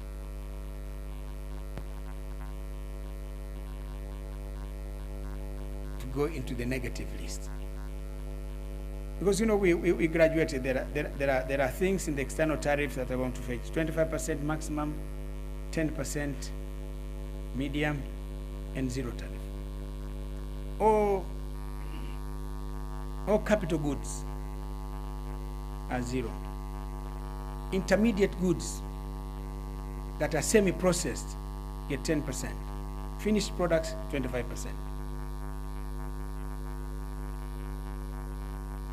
Uganda came up with 200 items. They wanted all of them to be under zero. Oh, it created so much bad blood. And I was chairing that meeting. I see Kenyans say, no, this is just a joke. We are out of this. Then we had to do a lot of work. You know, this is one meeting. We sat until early hours of the morning. We came from the meeting just to take a bath, change, come to the heads of state summit. But the presidents had already arrived, and we are still grappling.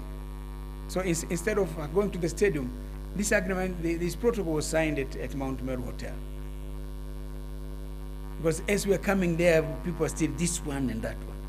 So we were able to cut that list, I think, to a very few items. And Uganda was saying, if they don't get zero tariff for these items, they are not ready for that again. But finishing that work in 3 years is in the treaty. That a customs union has got to be in place within 3 years. So we had to work, make sure that it worked. We had some compromises. We came, we reported that everything is done, and wakubwa wakaanguka saini, our principals signed.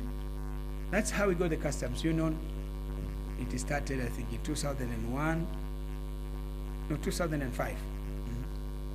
And so the goods from Kenya would fetch tariffs for 5 years, but on a diminishing level. So each year you diminish. By the time we go to the year 2010, the customs union became full-fledged and so on. And then there were discussions that with the remaining stages, do we have to wait until 3 years? That's where the WACO Commission was formed. And the proposal was, let's try to do these stages concurrently. That's why you find in January, the customs union comes into effect. In July, the common market. So that's how we can then. Of course, with the common market, as I said, the free movement of services and goods, the light for labor and so on, again became contentious. Issues of land became contentious. Then we agreed that let each country come up with a list of the jobs that they are ready to leave East Africans to come and participate or seek employment. And those that are going to be protected. On issue of land, we agreed East Africans can move, but it is the prerogative of the country to decide. It's not a question of, I'm here, give me a license, give me a lease. No. Now the issue of citizenship, again, of movement across the border. There was an idea that no passports, but user identity cards. We said that's fine, it's okay, it's no problem. Those who are ready, let them start. I'm not sure how many have started. So, and then of course there was the issue of the movement of capital, opening up the capital market. We left it, so we gave timelines. Then of course we moved into the monetary union because things are moving. I wish the pace could be much faster. We agreed that the common market should be completed within 5 years. I'm not sure if we've gotten there yet. Same with the monetary union, but things are moving ahead. But we need to increase the pace. So, what has remained outstanding, now that we've attained the monetary union, the icing on the cake is political federation. There's been a lot of debate. There was the school of thought that said, let's get the political federation now. The rest will be, let's seek here the political kingdom. Everything else will be added into it. There was a lot of debate. There are those who are saying, let us evolve. Let's first make the political gains, the economic gains. After that, we go into the political gains where it is loss of sovereignty. The flag will not be there. It will be only one flag. Some would talk about our hard-won independence, our flag, our sovereignty. So this remains outstanding. So young people, I've taken you through this one just to keep you abreast with the developments within East Africa and where we are now and why we are at this stage.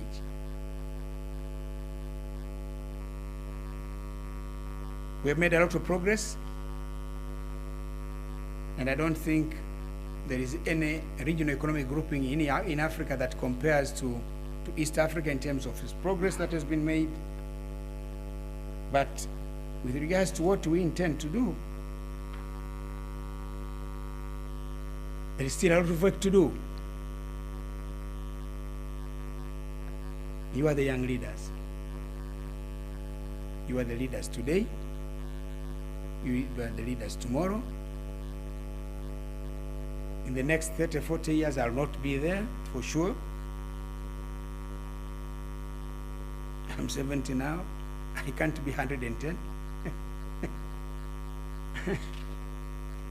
And even if I get to that level, well, I'm not sure if I'll be remembering who you are. I may even forget my wife and ask, who are you? So, but you will be there. So I want you to know these processes. Take time to dig deep and study the East African community. Where are we now? How far have we come? Is the customs union working? What are the problems? There are still problems of non-tariff barriers. How do we overcome that? There is still difficulties on implementation, what has been agreed with the common market, that in 5 years' time, everything, the common market will be fully operational. Are we there yet? So I leave it to you, young people, to discuss.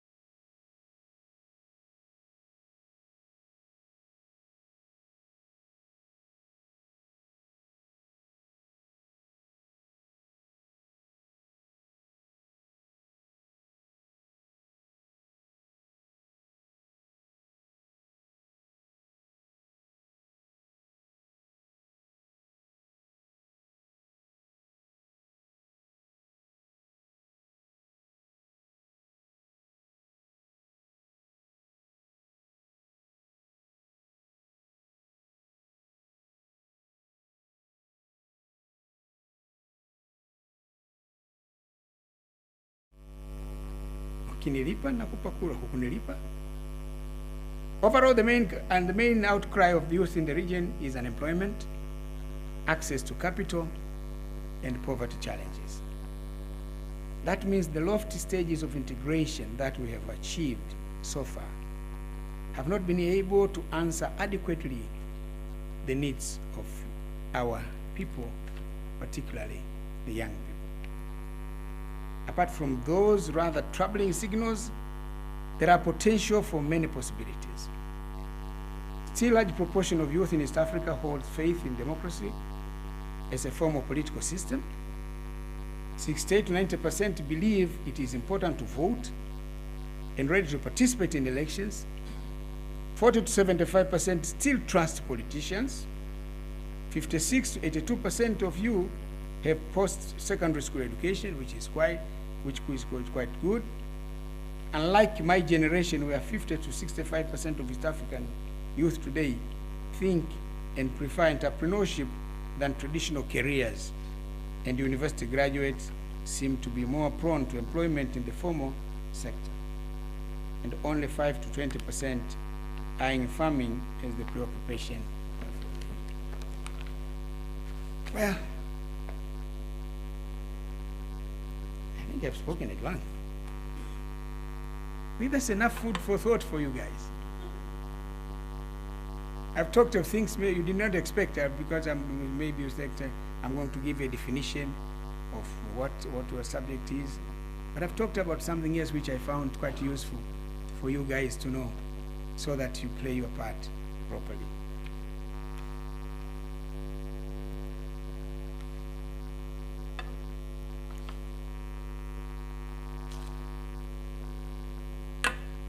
Best of luck. Thank you.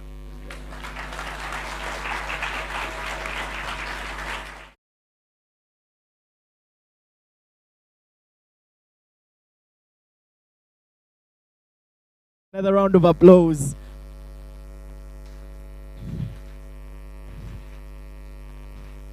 That is a standing ovation to you, sir.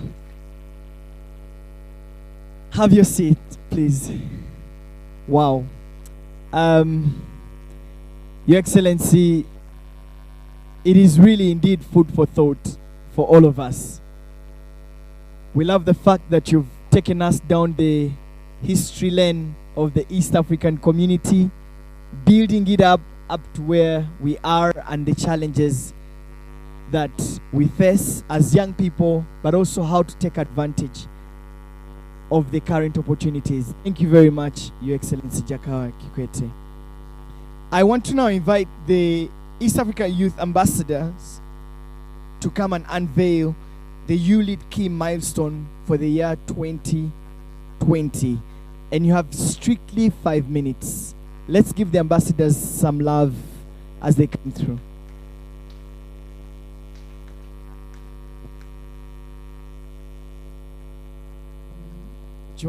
How do you want to do it? Do you want to do it down or up there? Okay, you can do it up there. Do you need the mic?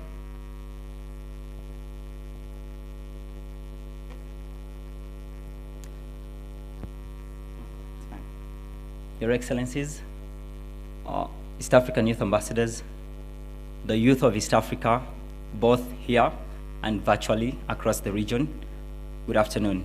My name is Sebastian, Segawa Ivan Sebastian. I'm the East African Community Youth Ambassador for Uganda. Your Excellencies, young people, the East African Youth Ambassadors are an initiative of the Nyerere Peace and Research with the mandate of increasing ESC sensitization across the region to the young people in the region. This mandate extends to being active influencers of ESC programs and policy frameworks to address emerging day-to-day realities of young people within the community.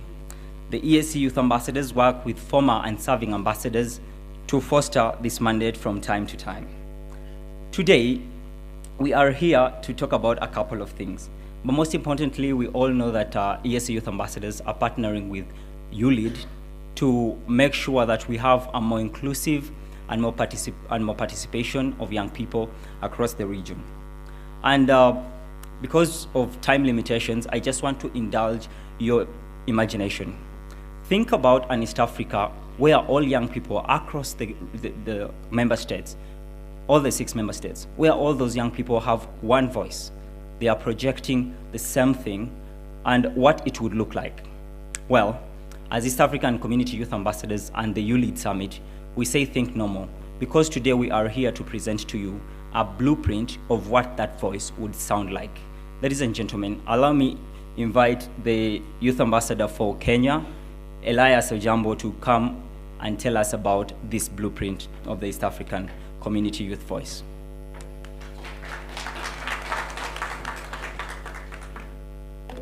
Thank you. I call him my boss. His Excellency Jakaya Mrisho Kikwete, Mr. President, the Secretary General, East African Community, Ambassador to Tanzania, U.S. Ambassador to Tanzania, all dignitaries present. Good afternoon. As introduced, my name is Elias Odiambo, the current East Africa Community Youth Ambassador from Kenya. Due to limitation of time, I'll make it a brief comment as to why we are here. You all realize that we come from different partner states that have culminated and formed the East Africa community as a bloc, a regional economic bloc. Within our regions, we have common problems, we have common issues, and we have common practicable solutions amongst us as youths. But we need a structured policy framework within which we can have a short-term and long-term goals or long-term implementation program through which we can solve all these issues as youth. Your Excellencies, as you are aware, in the recent time, all generations have always pleaded guilty to the charge of being young and ignorant, to the extent that even the current old generation tend to punish us as youth for not really having the wherewithal of what is required to solve our issues. In fact, an argument has been made today that we are the majority who act as minority. Time is now that that has to stop. It has to stop through proper participative roles by youth as coming together and really using the democratic principle that is embedded in the ESU Treaty, that we have a participative and not a representative approach in solving our problem. And that's why the East African Community Youth Ambassadors, in partnership with the YouLead Summit, we request and we ask you to join us in this journey of consultative and deliberative agenda through which we'll have all these our ideas brought together. We come up with the East Africa Community Youth Manifesto, which will provide with us goals and proper framework through which I believe will solve the issues of the youth, not only now, because I'm a youth now, but I'll not be a youth in future. So this goal will be sustainable for quite so long. I think I'll not take a lot of time, and my fellow ambassador from Rwanda will really finish up as to why we're here. Thank you very much, Excellencies.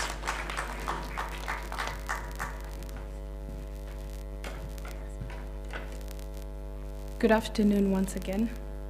Allow me to observe all protocols. I'm Clémence Mbabazi, the current youth ambassador from Rwanda. As my pre-current speakers have mentioned on the blueprint of the youth manifesto across the region, I am here to tell you why it matters and why everyone in this room and in the East African region should care, especially the youth. The study reflects the study of the Youth Manifesto that will be presented next year will reflect partner states' individual existing youth manifestos and youth policies that will need to be consolidated to create a uniform voice of the East African needs. The manifesto will amplify the voice of the East African youth by looking at the regional youth concerns, which will include education opportunities, healthcare opportunities, tax and entrepreneurship reforms, policies and policy alternatives, as well as gender inclusivity and women empowerment across the region. But most importantly, we will be examining the role of the youth in good governance across the region. The present youth today in this room are humbly requested to participate into the writing and consolidating of this manifesto. We indulge you to go back to your communities and be able to reach out to the fellow youth in your communities that are not part of us today here, reach out to the MPs and youth representatives in your countries to address your needs and have them included into the manifesto that will be a uniform voice of the East African youth requirements and needs. This manifesto is an important document because as the East African youth, we believe in the success of the integration. And this document will therefore be an important instrument into guiding our leaders towards a pathway of policies that will be including the youth. Conclusively, allow me to extend to the House that the YouLead will therefore not just be a summit, but a leadership program that will be run throughout the year. So we will not just be convening for the summit at the end of the year, but we will also be indulging in different activities throughout the year as the youth. In that light, a survey has been conducted among the youth across the region, where the former presidents and the serving presidents of the East African community were put on a survey where the youth was requested to select a patron for the YouLead Summit. Allow me now to reveal that the elected and chosen patron of the YouLead Summit has been, drumrolls. This is exciting. This is exciting. The youth have chosen His Excellency Dr. Jakaya Kikwete as the patron of the YouLead Summit and will be our convener and guider throughout the YouLead Summit and the YouLead governance.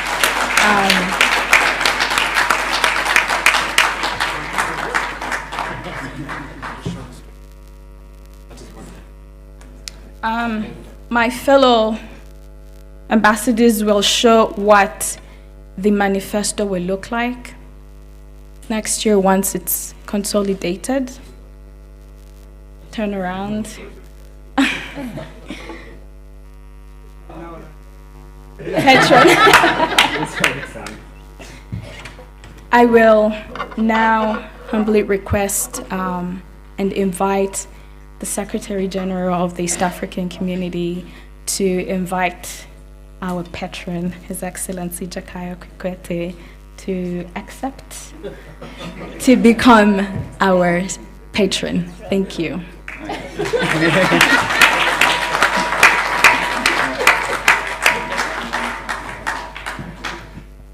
Congratulations, Your Excellency. I gather that you have already accepted, but they would like to hear from you.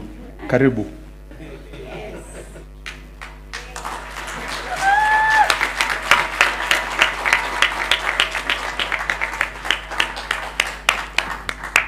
Well, I thought young people would uphold democratic principles and ask me if are you saying yes or no. The assumption that I've said yes, but no, don't worry, I'll be there for the young people.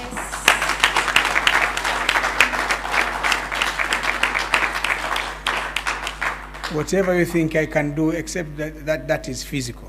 Physical, I may not have the energy as you people have, but whatever I can do in terms of advice, that one, or pitching for your support, that one I will gladly do. Thank you.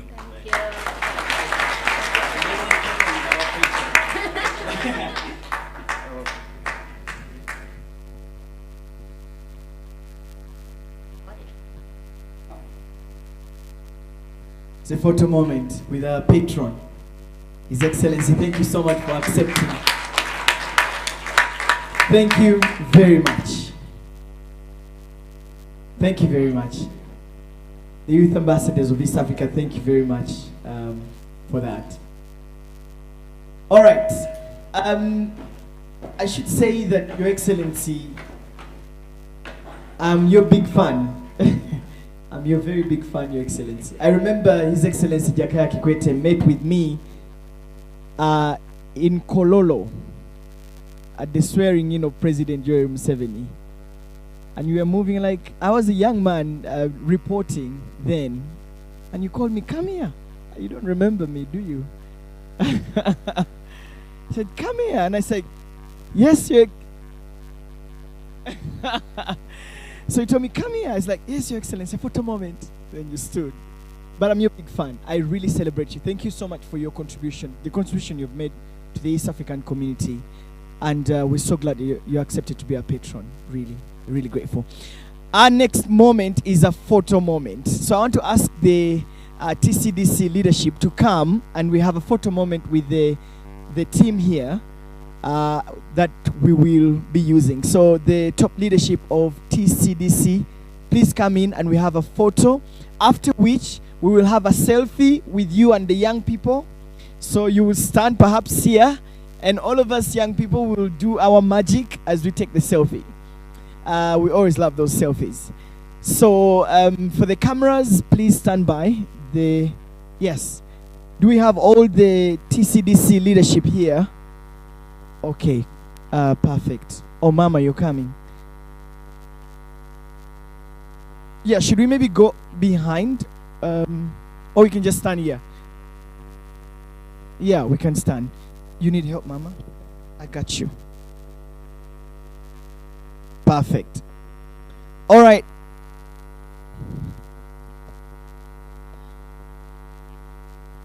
We will be creating a folder where we will put the pictures and the videos that you can download and ably share, so that you can have access to them if you need them. So you don't need okay. All right. This is the photo moment.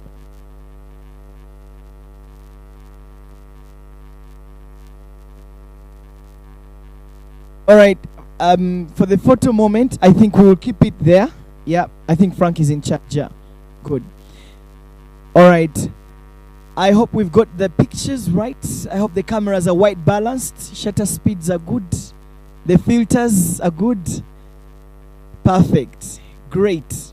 I think we've got what we wanted. Thank you very much. So I was asking Your Excellency and the entire team here to come here, maybe around here, so you can have a selfie moment with the young people. And young people, you know how we do it. We get crazy in selfies.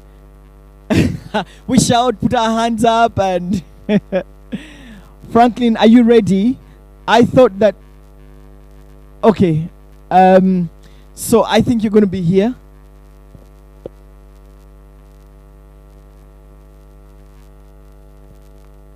What's the time?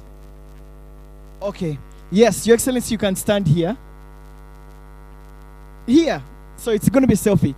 Can we get His Excellency's phone so that he can take the selfie himself? Okay, cool. Frank, can we have that? Hey, selfie. Okay, so can we have His Excellency Jakaya Kikwete's phone so he can take the selfie himself? Okay. They just... Can we get His Excellency Jakaya Kikwete's phone? Okay, so we're going to show you how the young people do it. So you're going to hold your phone like this, and then you take the photo. That's how it's going to be. Like this. Uh-huh.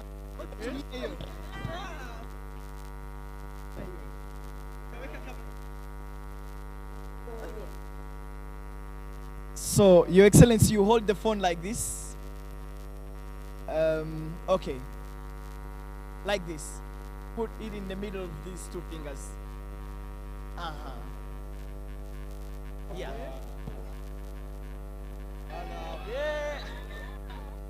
How do I do it? Like that. So use this. Put it up. Yeah. Yeah. Yeah.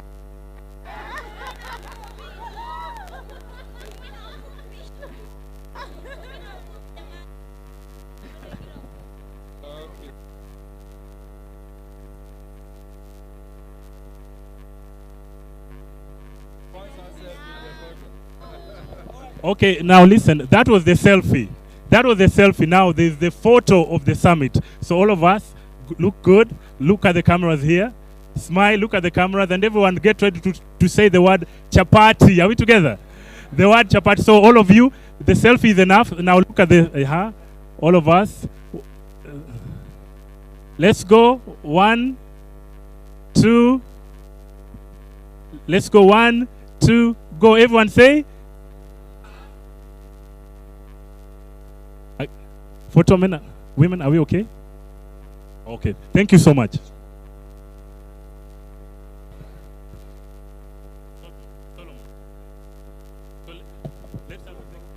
No. All right, can we go back to our seats and then I can say what is going on?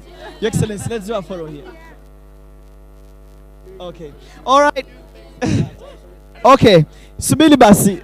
Twende tukae, guys. Let's go and sit. All right, can we just have All right, can we go back to our seats, please? Young people. Everyone, let's go back to our seat. Thank you very much. We promise you the picture taken, you are in it. We'll send it to you. So please go back to your seat. All the picture taken, you're in it. So go back to your seat, please. Thank you. I'm here, Dave. Yes, so the next session is we're going for the intergenerational dialogue. Please sit down so that we can continue the next session. Thank you very much. Your Excellency.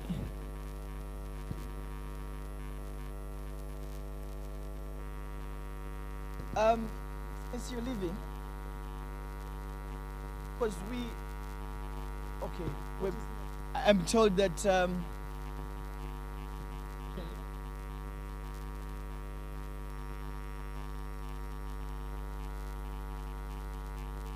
we invite you for lunch. Franklin, can you show His Excellency?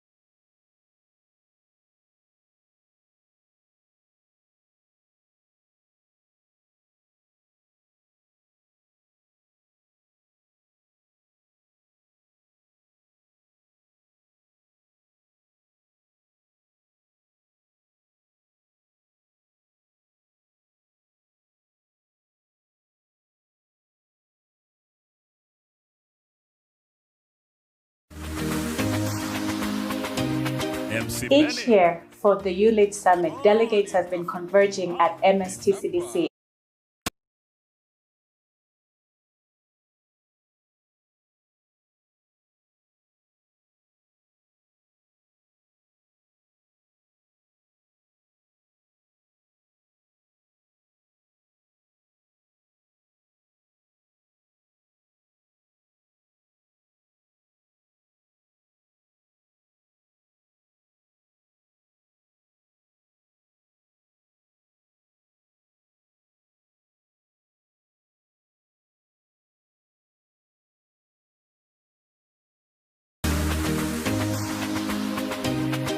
Each year for the YouLead Summit, delegates have been converging at MSTCDC in Arusha, Tanzania.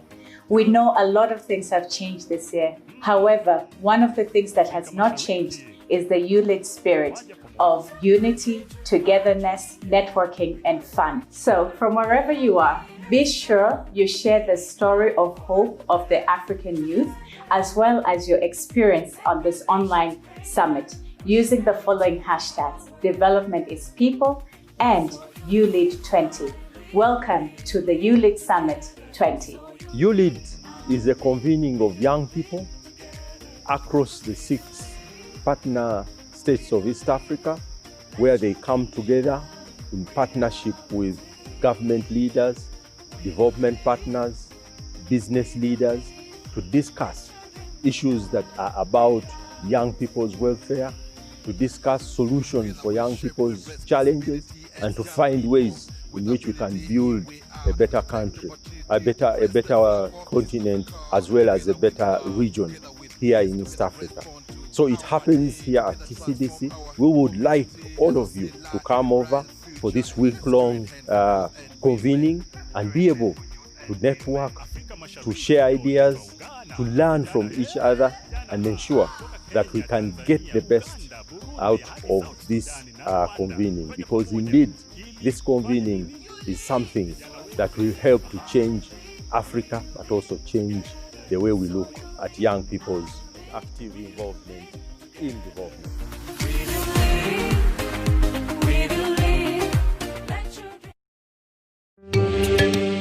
The prevailing global context has provided valuable lessons and amplified the need for visionary leadership across the globe. COVID-19 pandemic has brought in a new challenge to the youth. I think, as we all know, youth unemployment is a major challenge that has been facing the globe over the last few years. However, during this pandemic, it wasn't. Through it all, there's something special about the resilience of Africa's young people. The creativity, the will to overcome adversity, which is inherent in humankind, but shines even brighter in Africa. From the 23rd to the 27th of November, YouLead Summit will be held under the theme Development is People. This theme echoes the words of the founding father of Tanzania, Mwalimu Julius Nyerere, who stated that any form of meaningful and sustainable development has to be people-centered. Since 2017, YouLead Summit has been working to unlock youth leadership potential for a prosperous East Africa and the region. As a bank, our purpose is Uganda is our home and we drive her growth.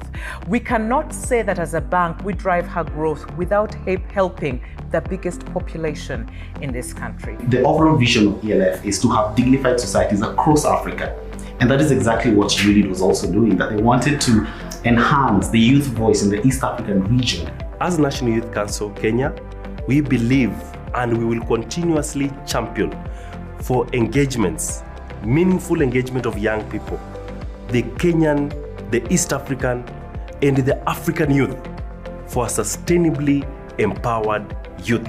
Partnerships are very important within this YouLead space, and not only for being a young person, but within our organization, because as young people, we realize we cannot move to the next step by ourselves. We need to work together in order for us to achieve our vision, in order for us to empower each other. Support YouLead in grassroots mobilization, grassroots convening and inventing of spaces for young people to actually have their voices amplified. Investing in people is one of the most assured ways of realizing a country's development. We're therefore coming together this November, not only to talk, but to craft practical solutions for the prosperity and development of African youth. YouLead Summit 2020, which is convening for the 4th edition, will be a platform for the East African community, old and young, experienced and novice, to meet, interact, and discuss developmental issues without prejudice.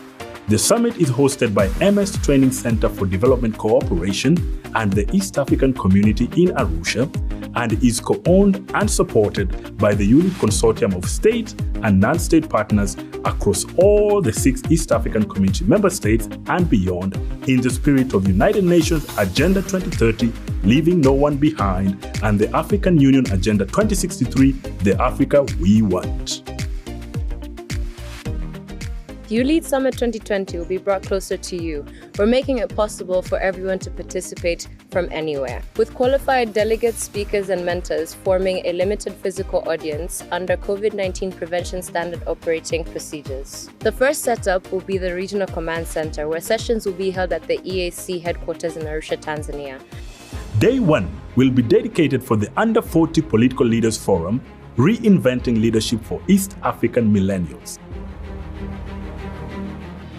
Day 2 will be the East African Youth Forum on Peace, Youth at the Center of Peace Building and Conflict Prevention. Day 3 will be the Under 40 Business Leaders Forum, Accelerating Economic Opportunities and Decent Work for Youth, which will be crowned by the Youth Enterprise Awards Gala Night Dinner. Day 4 will be the Post-Summit Agenda, and Day 5 will be the East Africa Youth Parliament, popularly known as the Vijana Assembly. These platforms will enable 10,000 delegates to participate, network, and engage in real time through audio and video chats, as well as interact with key partners and organizations supporting youth development in East Africa and beyond. I personally look forward to the Under 40 Business Leaders Forum. Karibuni and all the nice words to the YouLead Summit 2020. We therefore invite you to participate in YouLead 20 by either applying to become a delegate or partnering with us to prepare for the summit and implement the outcomes. To apply as a delegate, simply visit www.youleadsummit.org and send in your application. To partner with us, you can contribute towards the overall budget, or you can support by adopting a booth, support a thematic day of the summit, or support a selected or nominated delegate to participate in the summit. I personally look forward for the Political Leaders Forum Under 40. Welcome to YouLead 20. I want to welcome you all to YouLead Summit 20. Yay!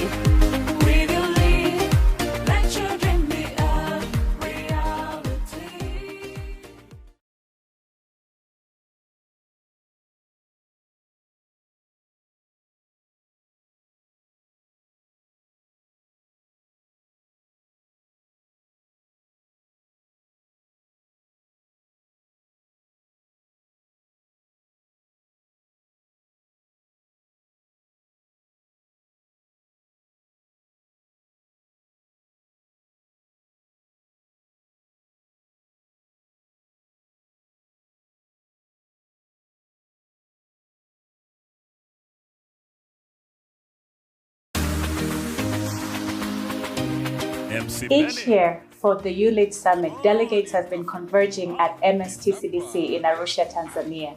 We know a lot of things have changed this year. However, one of the things that has not changed is the YouLead spirit of unity, togetherness, networking, and fun. So from wherever you are, be sure you share the story of hope of the African youth, as well as your experience on this online summit, using the following hashtags: Development is People and YouLead 20. Welcome to the YouLead Summit 20. YouLead is a convening of young people across the 6 partner states of East Africa, where they come together in partnership with government leaders, development partners, business leaders, to discuss issues that are about young people's welfare, to discuss solutions for young people's challenges, and to find ways in which we can build a better country, a better continent, as well as a better region here in East Africa. So it happens here at TCDC. We would like all of you to come over for this week-long convening and be able to network, to share ideas, to learn from each other, and ensure that we can get the best out of this convening, because indeed this convening is something that will help to change Africa, but also change the way we look at young people's active involvement in development.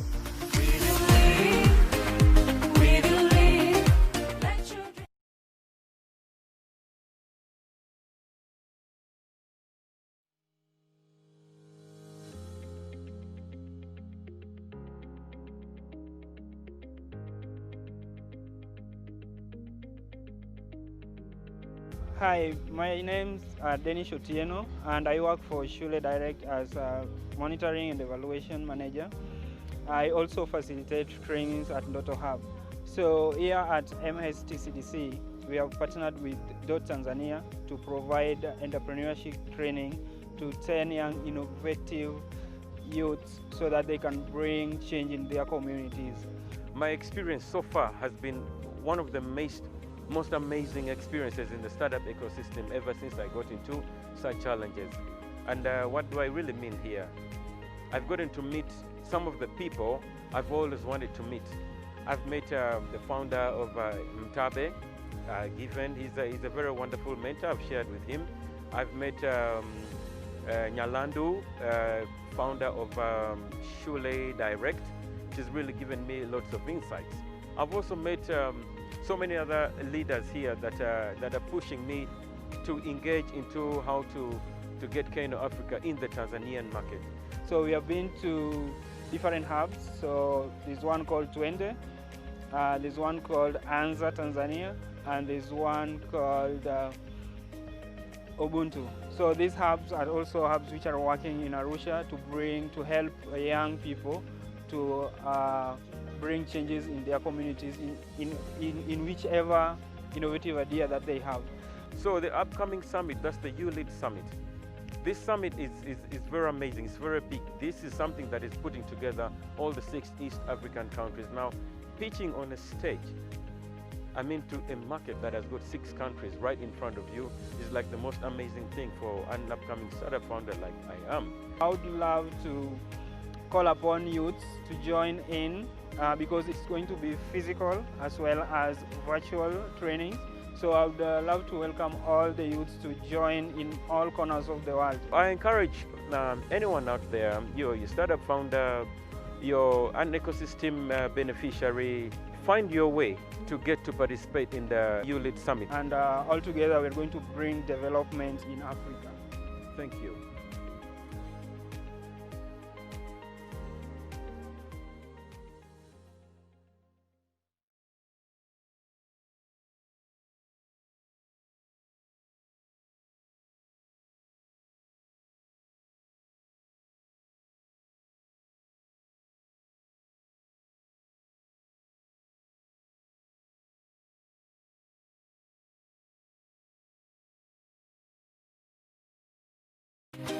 Each year for the YouLead Summit,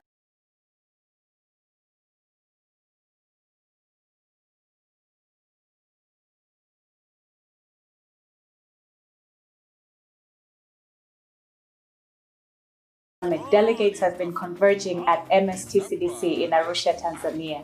We know a lot of things have changed this year. However, one of the things that has not changed is the YouLead spirit of unity, togetherness, networking, and fun. So from wherever you are, be sure you share the story of hope of the African youth, as well as your experience on this online summit using the following hashtags: Development is People and YouLead 20.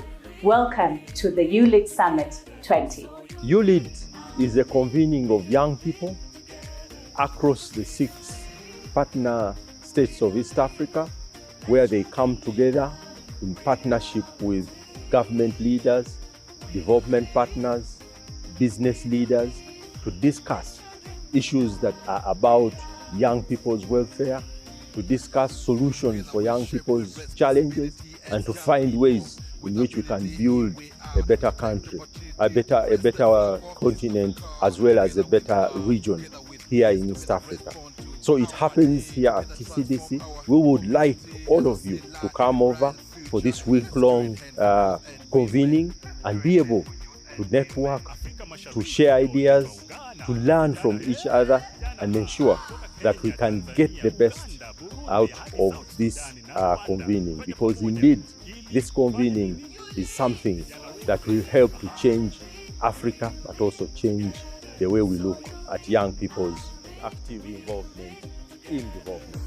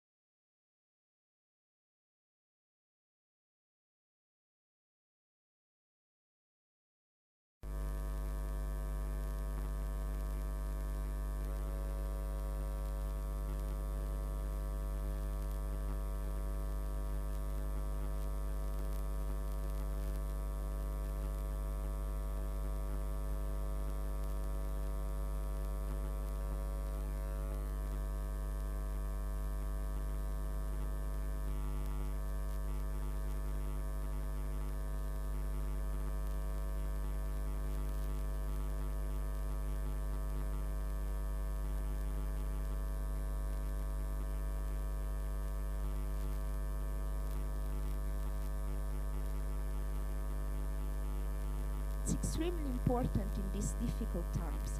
We had to readapt our own lives. And actually, thank you very much for this country for having me. It's a piece of paradise and heaven compared to Italy, Asante Sana. And I think these are platforms that are needed. I ask please the recommendation in English, so then, you know, all of us can take it. What's your recommendation and what's your request? Yes. Okay, what I was saying is when it comes to these opportunities, we should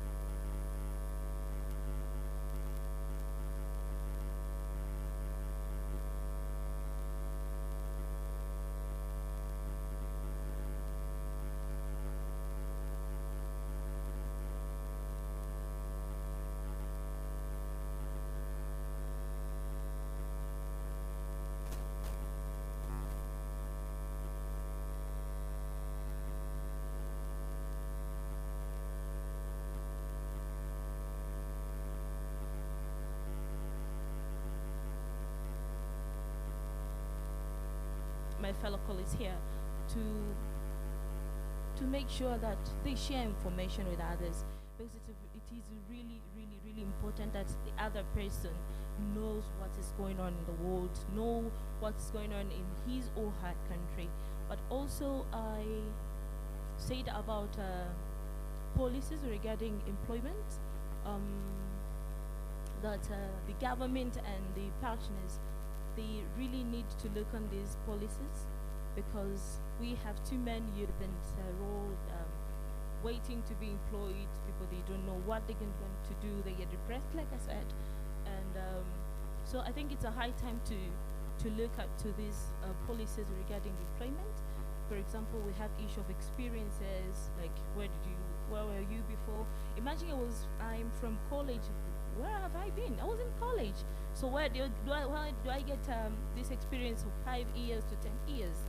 And some things like that, we need to unveil their potential somewhere, somehow. That's what I was saying. Thank you. Thank you very much.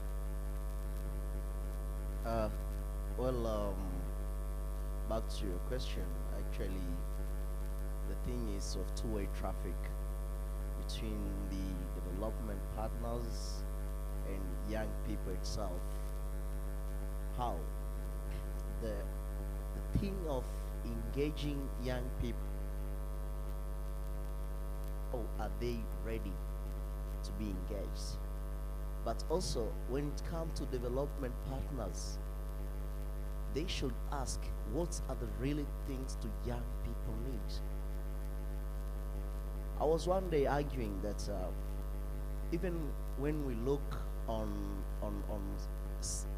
SDGs, I wish one day we could have a single SDG which say youth empowerment, but it's not there.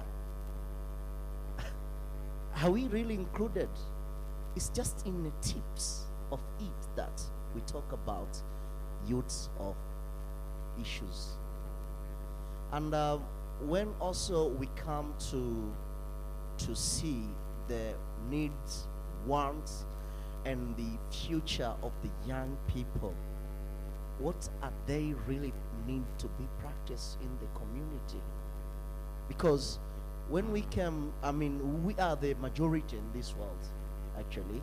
So we need someone not to speak for us, but we need someone within ourselves to go and forefront and talk and represent ourselves. So that's actually young people need.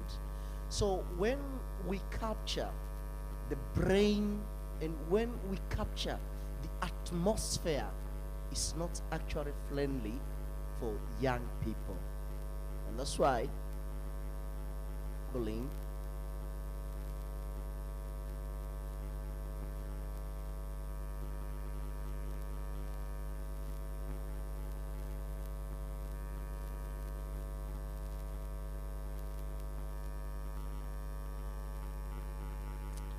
Actually, it's not easy for someone to give you an opportunity while you are not also in need of that opportunity. So we need to have octopic strategies. I think we all know what is octopus. When I say octopic strategies, we need to have multiple strategies of making young people at the core center of the development in this world, and in particularly in our East African region. But also, it's a high time now for our leaders at least to make the inclusion of young people in every sector. For example, when we talk about Sahela, some of the countries, lack of them, they have some seats for young people who representing young people. So that's a very good thing, and I'm happy for that. But we need more representation of young people in decision making in different sectors. So those are my recommendations, and that's what I was trying at least to articulate when it comes to development of young people. And the inclusion is the most important thing. Thank you very much. Thank you very much. I think something extremely important is finding the voice within us. I believe there is such a damaging narrative out there that there are voiceless people, that we need to speak for the voiceless. But no one is voiceless. Socioeconomic opportunities make us voiceless. Discrimination make people voiceless. So what we need to do is not to speak on behalf of the voiceless, but actually address these challenges and make sure that no one remains voiceless. Young people just came and took the stage. They didn't need any plan. They didn't need any run-offshore bullet points. And this showcased a lot of leadership. Thank you. Thank you.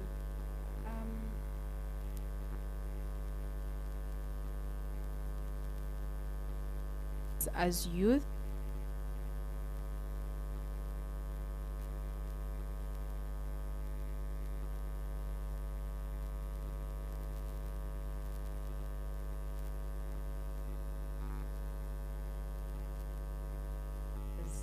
by the next 40, they are not going to be there.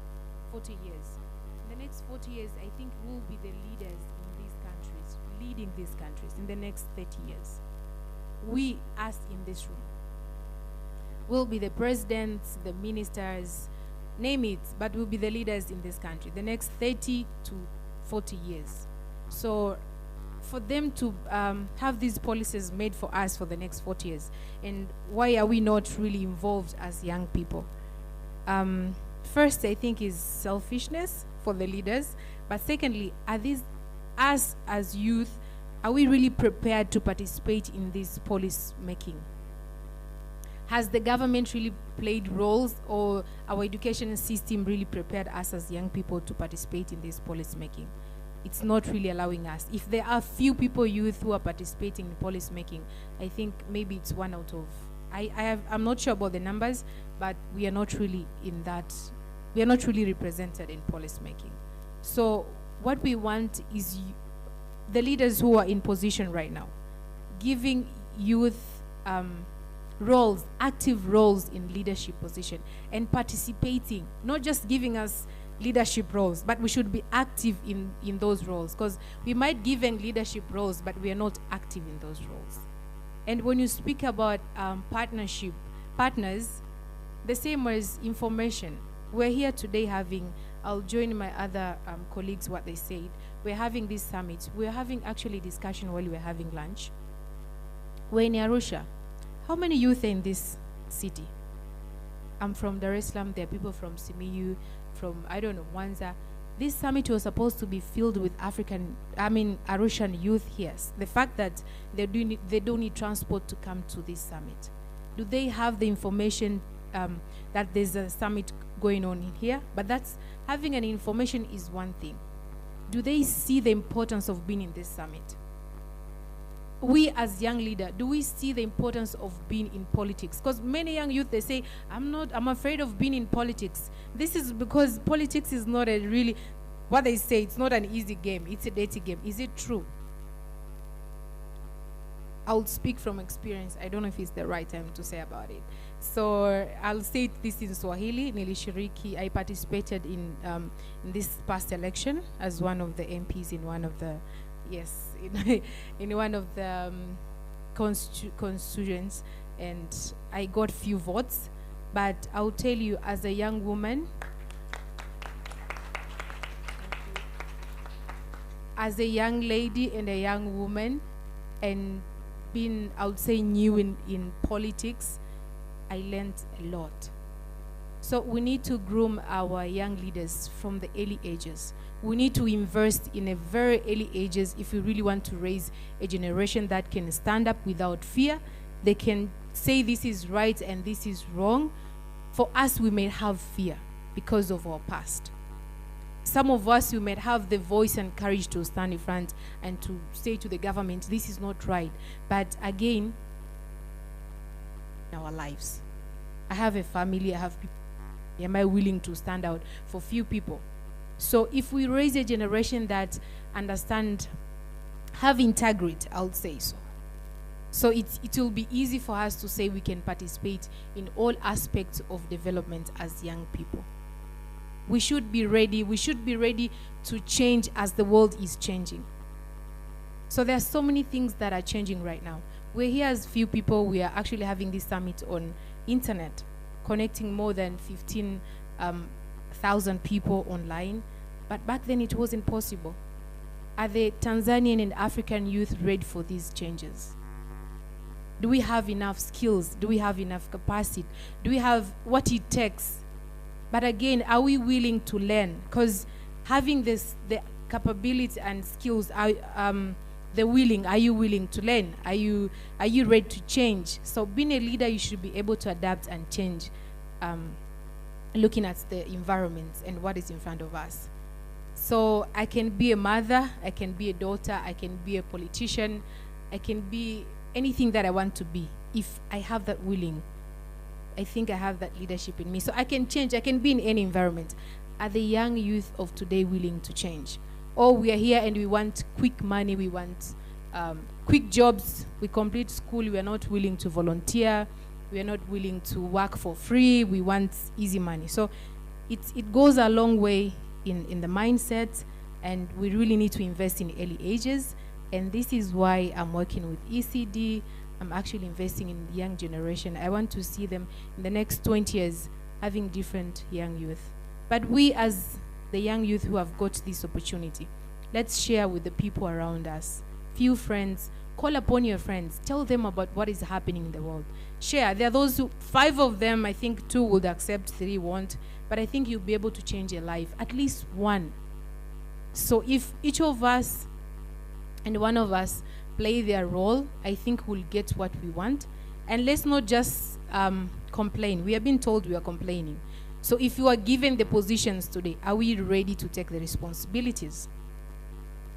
So we should be ready, and we should be able to take responsibility and be able to answer for whatever will be in front of us.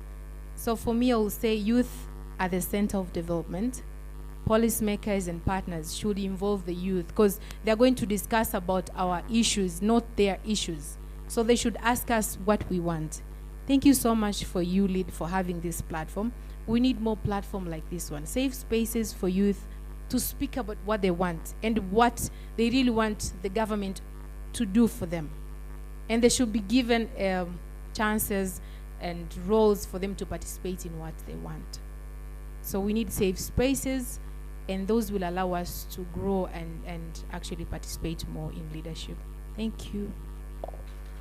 Thank you so much. So I think I will throw a quick question to all of you before we pass to the last remark. Are you ready to lead? Louder, are you ready to lead? Louder, are you ready to lead? Great, great. And also, I would like to join you in thanking the YouLead Secretariat Consortium members. They did a massive and amazing job. I think that we are so blessed to be here and to be connected with many young people and audience across the world. So please, let's take some time to thank all of them, to give us this platform to come united. I know it's about countries, it's about region, but it's about also being Pan-African. It's about being this space and connect. So to me, I'm absolutely honored and grateful to connect with each of you and learn either from Tunisia or Italy and share these experiences and find some of the differences, but a lot in common. And one of them are the challenges for young people, but also the way young people are organizing. So I would like to give the floor to the last remark, and then maybe we ask a couple of questions to the audience before we unfortunately close this session. But rest assured that we will make sure that other opportunities like this are provided, because this platform is yours. So we need to make sure we are hearing from you. Okay, I will go on Swahili. Sure. Sawa. Vingi vimeongelewa na wenzangu na hisi vinajitosheleza, lakini mimi nitakazia kwenye swala zima la politician, kwa sababu mnavyoniona mimi ni politician, yani ni young politician hapa nilivyo. Kutokana na nimegombea udiwani uko nyumbani nilipotoka. Kwa hiyo kuna vitu vingi ambavyo nilikumbana navyo, na moja kati ya vitu ambavyo vijana wengi hatuhitaji kukumbana navyo ni ukatishwaji wa tamaa. Na hichi kitu sana tunaweza kusema wa Tanzania au wale wengi ambao hawahitaji mafanikio kwa wenzao huwa wanacho. Kwa hiyo moja kati ya kitu ambacho ni kizuri zaidi, nitakuwa nakwenda natoa kitu alafu natoa na solution yake, kwamba ni vizuri zaidi tukawa tunahitajika kuandaliwa platform ambazo zinatujenga sisi mindset zetu bila kukata tamaa. Maana yake mimi mfano mdogo, nina miaka 19 naenda 20 nimegombania udiwani, lakini kwenye safari yangu ambayo nilikuwepo nayo nilipatikana na changamoto nyingi. Kwa zile changamoto zililivunja moyo, lakini zipo ambazo zilinisukuma mbele. Kutokana na hii safari ya leadership sikuanza nayo nikiwa na miaka 16. Hamna, nilitoka nayo nikiwa nipo nao mdogo. Kwa hiyo kutakuwa na ulazima sana kwa platform kama YouLead na nyinginezo ambazo zinadili kwenye successful the youth, kwamba waandae platform kwa wanafunzi wadogo ambao wapo primary, kuwaweka sawa kwenye mindset zao kwenye swala zima la leadership, sio politician, leadership, ili waweze kujua mbele nini ambacho wanahitaji kukifanya. Hicho kitu cha kwanza. Na kitu chengine, kuna mafunzo mingi ambayo watu huwa wanaandaliwa, kama walivyosema wenzangu, hayawafikii wale watu walengwa. Kama sisi ambao tupo humu ndani ni wingi ambao tunaonana mara kwa mara, wale wenyewe naamini sisi tumevaa vitambulisho vya delegates. Delegate maana yake ni kama ni umekujichagua. Ina maana sisi wenyewe tukiwa tumepata fursa ni kuwachagua ambao wapo chini zaidi. Sio kwamba sisi tunahitaji kujifunza zaidi, hamna. Tuwachague wale ambao wako nje ili wapate fursa ya kufanya kile kitu ambacho sisi mwanzo tulifanya na tunapata fursa zaidi. Na kitu kingine, wakati rais aliyepita, Rais Kikwete aliongelea swala zima la weak economic. Hichi kitu tunacho sisi hapa Tanzania, ameongelea pamoja na Kenya. Na hisi ni muda sasa ya mafunzo ya amali kuwepo kwenye platform za vijana, kwamba tayari sisi tunaongelea leadership, lakini vocational training ni kitu muhimu zaidi kushinda hata vitu vingine, kutokana everything's in your hand. Kila kitu unaweza ukakifanya kipo kwenye mikononi mwako. Tunatumia sasa hivi simu, tunaweza communicate na watu wa sehemu tofauti kwa sababu ya nini? Mikono yetu. Ina maana vocational training pia inaweza move from one place to another, tukafikia kile kitu ambacho sisi tunakihitaji, kutokana na tunasema vijana tunaweza bila kuwezeshwa, naamini. We are too powerful and strong. We need anybody to be successful. Kwa hiyo ni lazima tutumie kile kitu ambacho kilichokuwa cha kwetu sisi, mikono yetu, akili zetu, kwa ajili ya kuenda katika ile sehemu ambayo tunahitaji. Tutasema tu tunahitaji leadership sustainability, lakini haiwezi kuja kama sisi vijana na ambao wapo nyuma kwetu hakuwa na mindset nzuri, hawakuwa tayari. Na mwisho zaidi niseme hakuna kigeni kwenye politician. Kama nimeweza kutokea wa 4 nikiwa na miaka 19, ina maana yoyote mwenye miaka 27 anaweza kutokea wa kwanza, na tunaweza tukajaa kwenye mabunge ya Jamhuri ya Muungano wa Tanzania na sehemu nyingine ambao kwenye mabunge na hata Baraza la Wawakilishi. Kwa hiyo tusiogope, imetokezea nafasi yoyote imekuja, we have to take the form, to fill up, so as to have the voice up katika sehemu ile ambayo inahusika. Asanteni sana. Thank you very much. Maybe the same request. Would you mind making the recommendation in English?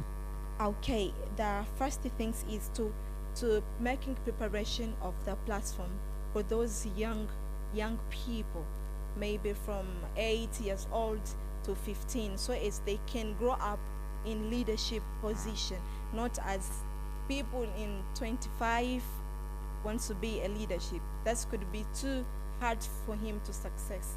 So because he's didn't do it that before. So for that can be a grateful. Also, we should create a young generation, a mindset in low level. For those who are in low level, they are supposed to be in a good mindset buildings. Not for those who are already get the things, know how to do things and having some kind of different things. So they are not supposed to have more or strong enough things to do with them. So we should build a low level more than for those who are in high level. And other things, we should make ourselves in vocational training center, so as we could remove the weak economic issue that we have in Tanzania, Kenya, Burundi, Uganda, and other places, which they have the low and weak economic. Yes. Thank you very much. So before we close the session, I would like to see if anyone here in the audience would like to provide a remark, a few words. Yes, please. So let me bring your microphone. No, actually, can you come here so you are streamed? Sorry, I forgot about the camera. You can come as well. Yes. No, here. Yes, join us. Yes. Hello.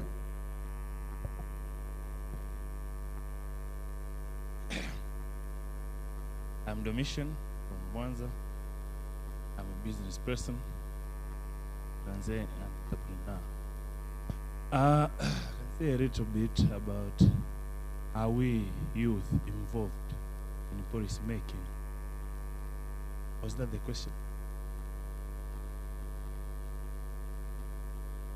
Actually, personally, I can say yes for some points.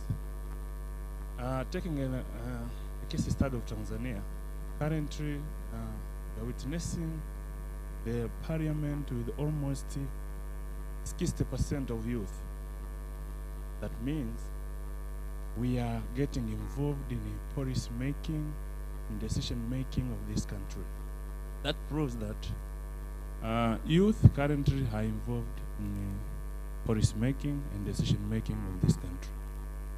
The other thing I want to add on is we have a problem with mindset and morals to youth. This is the problem which is beating around us. This is not to the partners, to the system, to the government, but to youth as the youth. For instance, I participated in these past elections, and especially dealing with youth. I had my young sister contesting for youth member of parliament, but unfortunately, most of people begging for bribe were the youth. You see, most of the people begging for bribe in order to choose that system of mine were the youth, while they had to send a very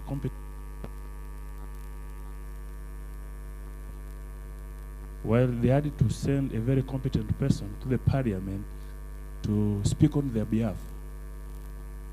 Imagine if we are selecting our representatives based on bribe, what do we expect to get in return? That means we are creating problems for our own problems.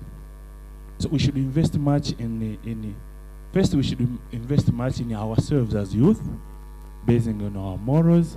And one of the speakers spoke of the mindset. This is the very big problem with youth. It's not that we are not involved in everything. The mindset we have, how we ready to be independent, to be involved. Opportunities are always there. Opportunities are taken, are not given. Are we ready to take those opportunities? Are we ready to wake up for the call, take the opportunities? Most of the youth are not ready. And we are always complaining because they are not there. But if you show up in different places, you show up in politics, you show up, you work hard, you still yourself. You cannot get a degree from your university, taking a loan from the government, and you expect other skills to be sponsored by the government. There is a play, there's a part as youth we have to play. The other thing I could say one thing I am talking about the system of the government is the quality institutions. We have institutions already. When I come back to the government, forget about the youth now, the government. We have these institutions already. For instance, we have different funds that are based on youth, that are supporting youth. But these funds are always there, not taken, because we have some weak institutions. Now it is our turn for us now to fight these institutions, to go call for our funds, to get their funds, to invest in businesses, and get out of this poverty and this type of life we are living. That's my comment. Thank you. Thank you very much. So I'm sorry to limit you for 2 minutes for your remark, because then we have to close the session. Thank you so much. Hi, everyone.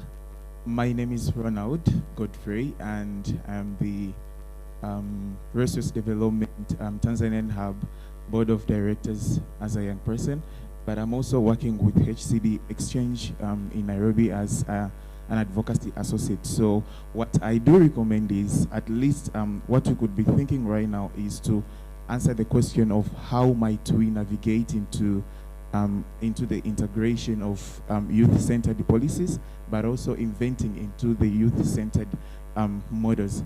Maybe within our offices, we don't know, some of us are working into non-government platforms. Do we have young people in there? Are they integrating? So this maybe having that question into our mind could have changed the whole perspective and everything. Rather than pushing the balls here and there and there, and it doesn't make sense.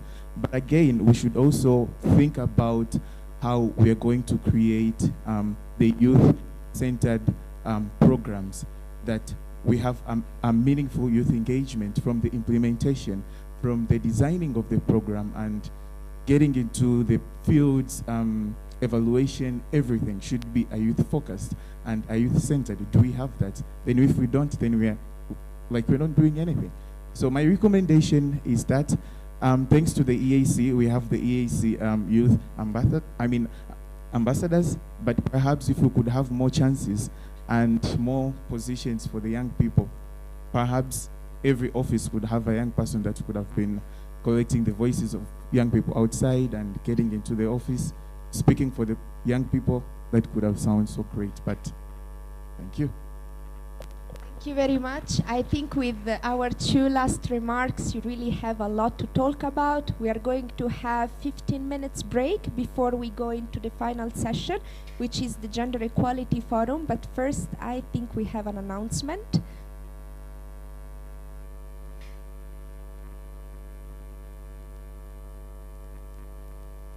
So guys, we're asking you to take a quick break. You don't have to go outside if you don't have to. Just 10 minutes so we can come back. The next session is start at 3:30 sharp, and it end at 5 p.m.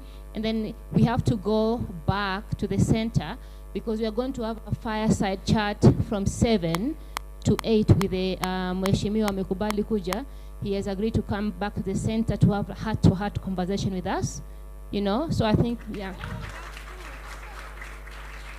I know, you guys are like, you've come with your own blessings, right?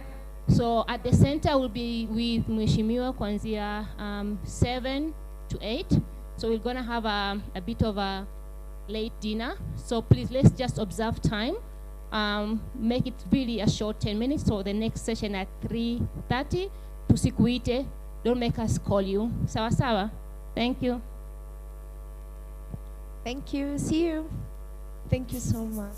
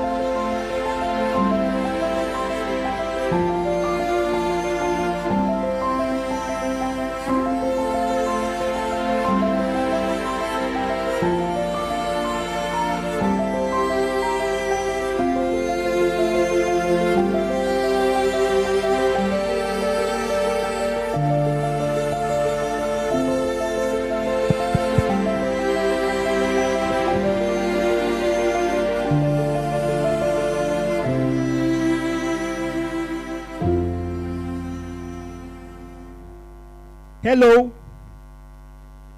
Vijana we. Vijana we. So if I say you read, you say development is people, right? You read. You read. You read. Okay, welcome to YouLead 2020, and my name is Kamara Dixon. So nataka nione kitu kidogo tu, kama kuna rafiki yako pembeni hapo, mpe high five, mwambie just wake up. Yeah, that's cool. So I'm here to ask you one thing. One, kama kuna mtu, if there is anyone has lost his mobile phone is here, you can come and pick it.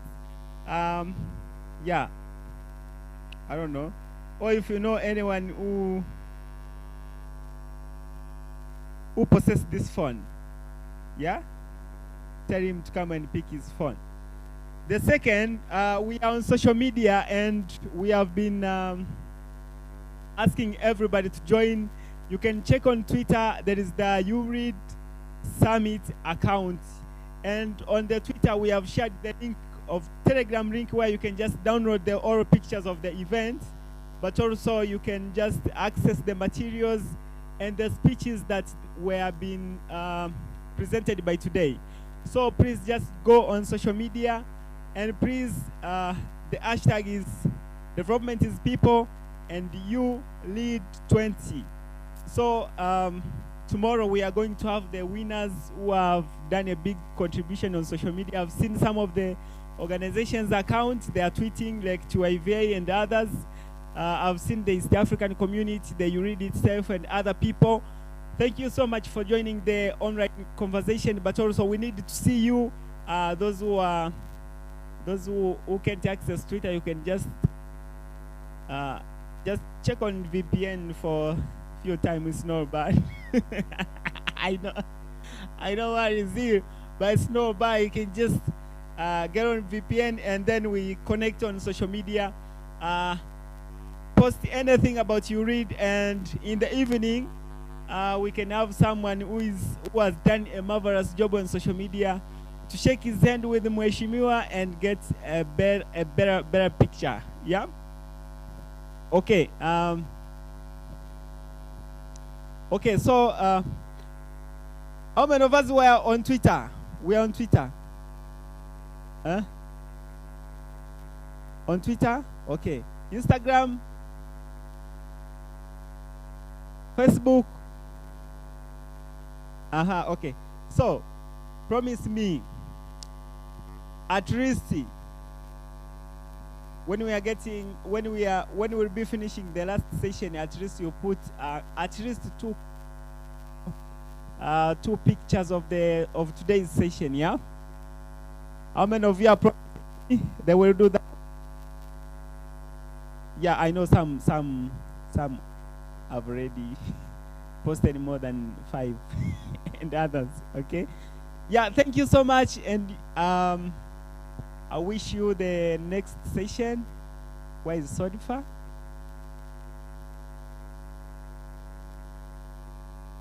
Okay. I think she's coming.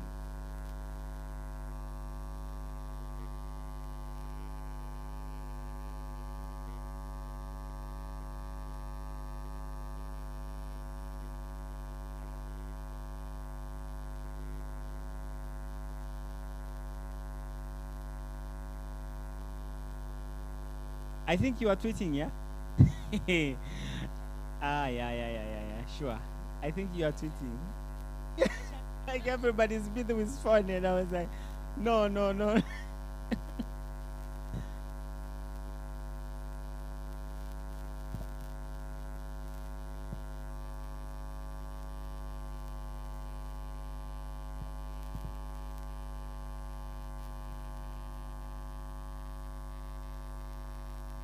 Thank you very much.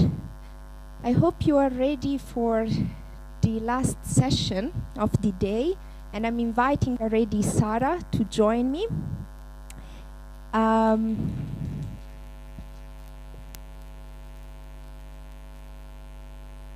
also I would like to check if here there's Zaitouni Daudi.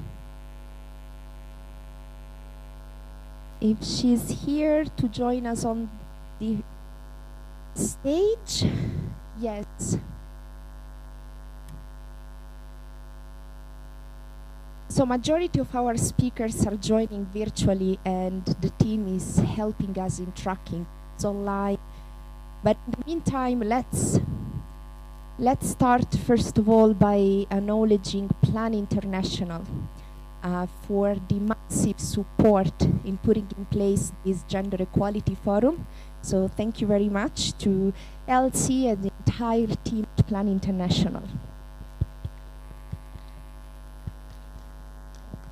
I know you are tired. It has been a long day, and it seems you will have also a very engaging evening.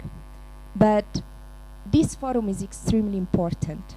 We cannot think of youth engagement if we don't think of the role of young women and the multiple forms of discrimination that young women face every day. I know we have made remarkable achievements. 2020 is an important year. We are celebrating 25 years for the Beijing Platform of Action, 20 years for the Security Council Resolution on Women, Peace and Security, but this is not enough. Being a woman nowadays, it's not an easy task. It's not easy at all. Being afraid of going out at night, being afraid of being harassed and then justifying why you have been harassed because the society will blame you and ask you what you were wearing, what you were doing. Facing all the challenges and to work double to try to get the position you want, and at the end getting it, because many factors will be accounted on it. Are you a mother? Are you single? Every time is like this multiple justification. Yes. Yes.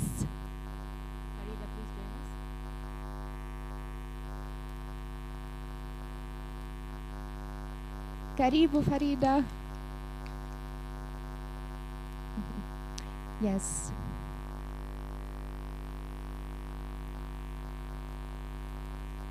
So having this forum today, in day one, day of politics, is extremely important because gender equality is a political thing.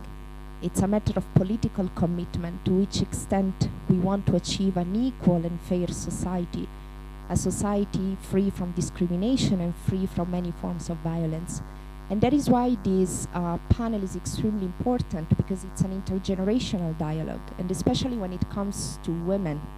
It's important that we learn from our senior, elder, and we learn from their experiences and how they have made to achieve the positions they have, but also how they have resisted daily to the forms of discrimination.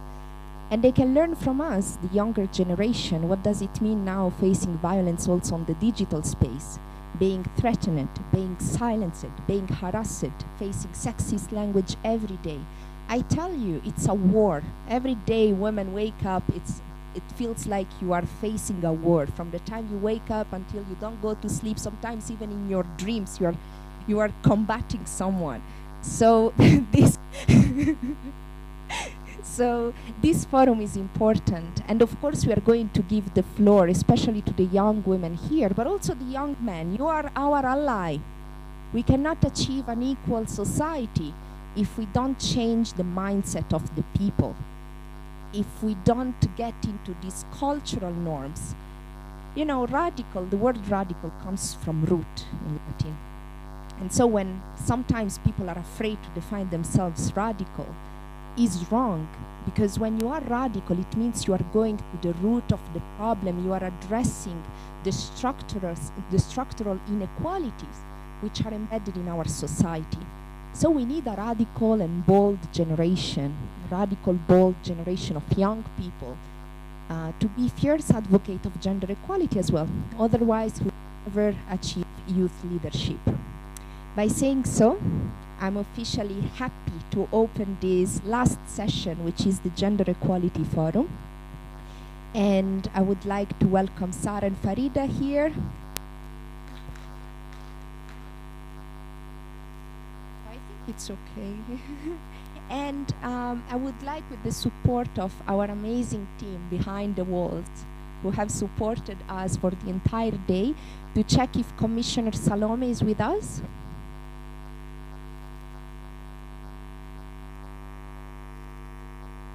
How do I get a sign?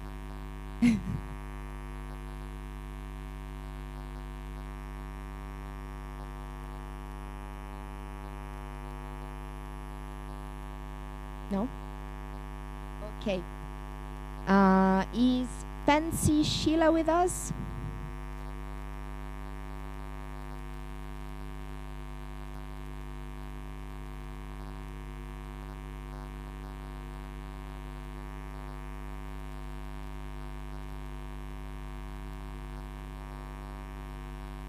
Okay, Banu Khan.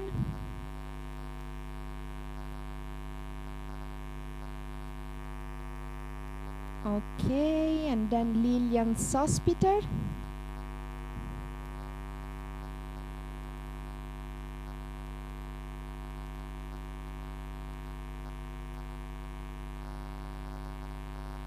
Okay, I realized that I can see things from the screen. Sorry, guys.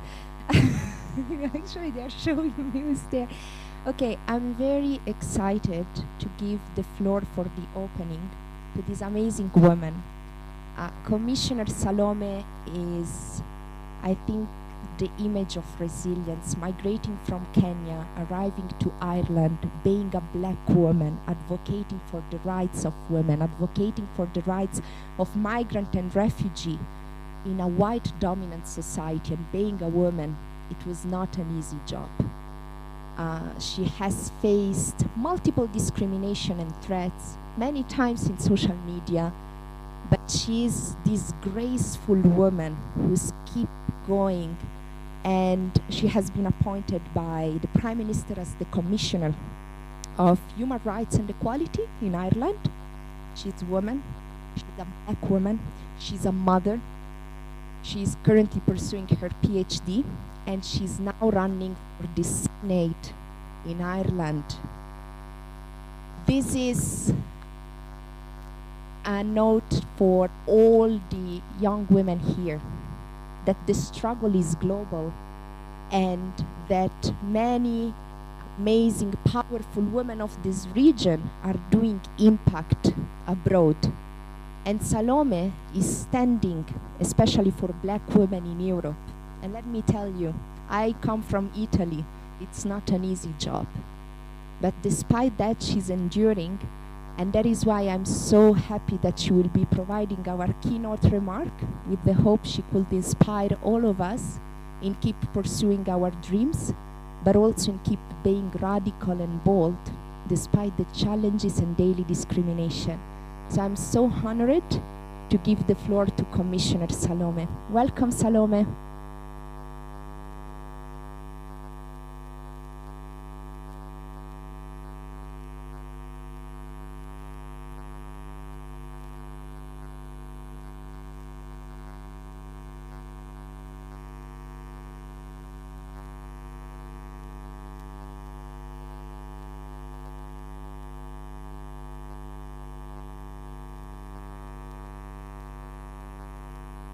We can't hear you, Salome. Sorry.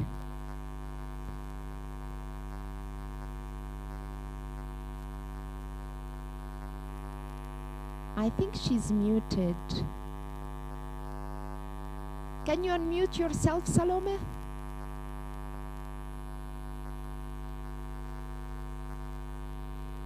I feel she's saying something about host. Can the host unmute her?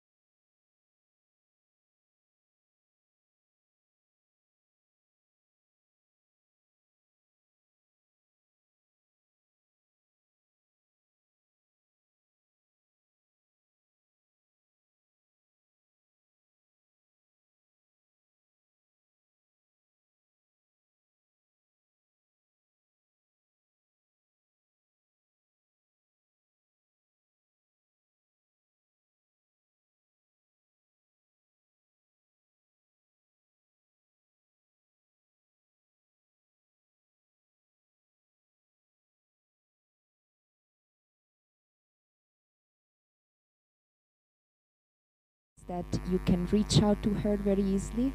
She's amazing. So if in case you would like her contact, you can come and I'll be happy to share her email. She's writing it already. She's amazing. So please, I think she will really inspire you a lot. So thank you, Salome. I know you are super busy, for giving us your time and for inspiring the generation here and those online. So with the keynote remark from Commissioner Salome, I'm opening now the conversation. We have some of our panelists currently facing some challenges with the internet. That's why I'm with my phone. I'm just checking on each of them. So I would suggest we start with the first panelist, Banu Khan. Is Banu online?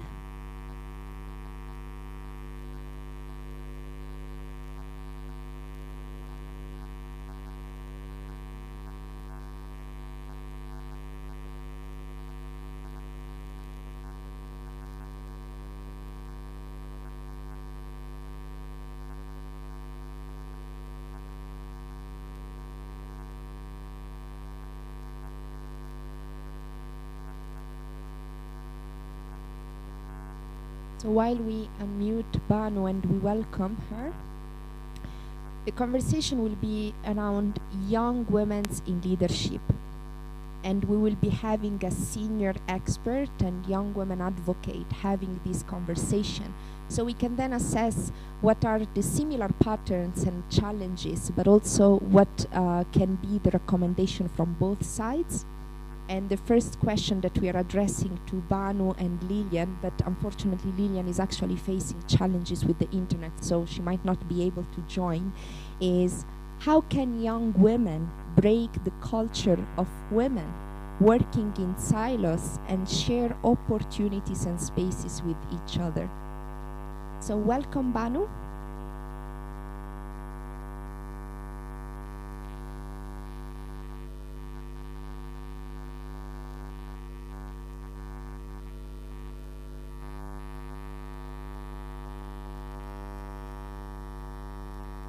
And you know, I would love to give them an update, but I'm not seeing anything on the screen. I'm getting blind. So sorry.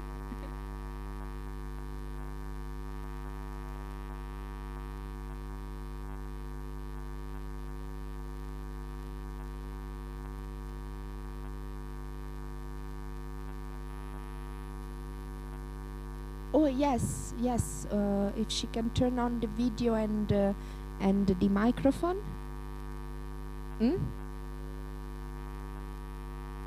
Oh, but Salome is done with her remark, so we can proceed with Banu.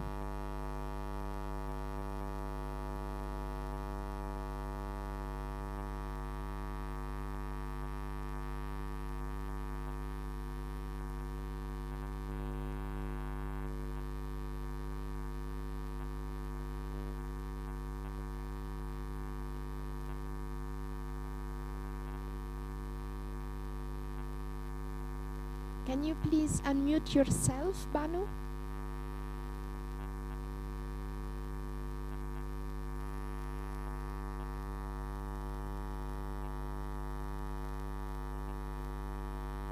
Yes, welcome.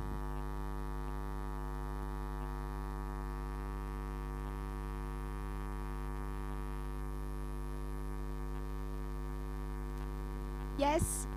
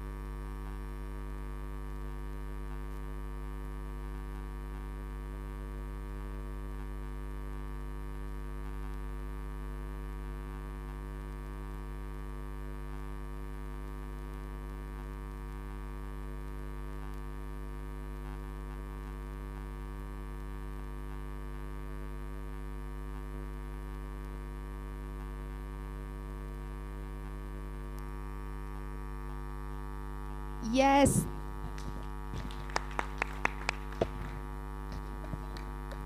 Thank you so much for joining us, and it was very powerful, and we are really grateful for your time despite the internet challenges. So unfortunately, Lilian, she's facing challenges with internet, so I think that we might throw the question actually to the audience and see if someone wants to respond. I repeat the question to complement what Banu has said. How can young women break the culture of women working in silos and share opportunities and spaces with each other? Who wants to respond?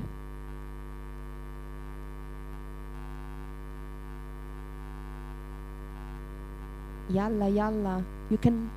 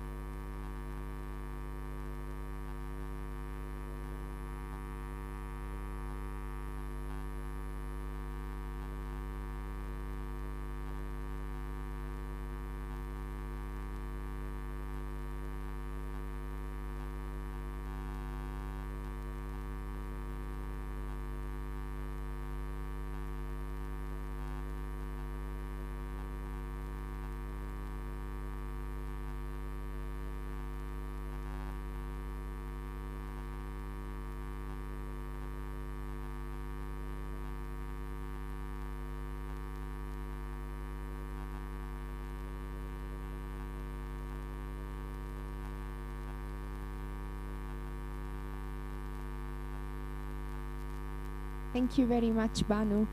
Who wants to join and respond to this question? You are not sleeping, right?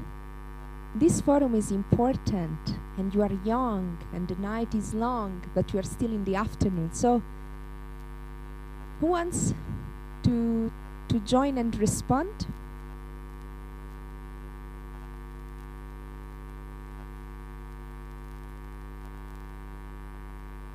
Okay. Yeah, I think.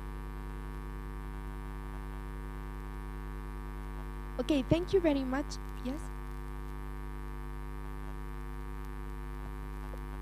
Yeah, we can, because yes, there's one here, but also will be good if they could come here because we are streamed online. So we make sure that the delegates who are joining us virtually can see more or less what's going on in the room. Okay, then I think that we can move to the next question. And actually, I would like to invite Fancy from Uganda to join us. So please, can you support us in having Fancy online?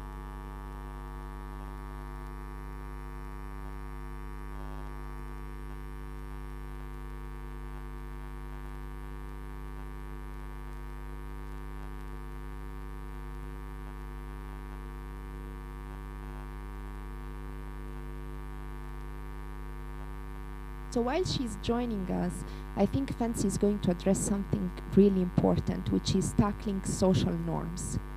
Because social norms really affect the empowerment of young women and subsequently their participation in leadership. And I think Banu expanded a lot also the concept of leadership, because we just think of it as politics, but leadership is in all spaces women are, including entrepreneurship, the economic opportunities.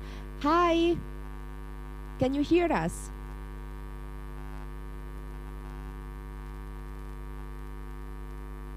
Great, Fancy. So welcome, and we would like to please ask you to respond to this question. How and what barriers hinder the effective participation of young women in decision-making spaces?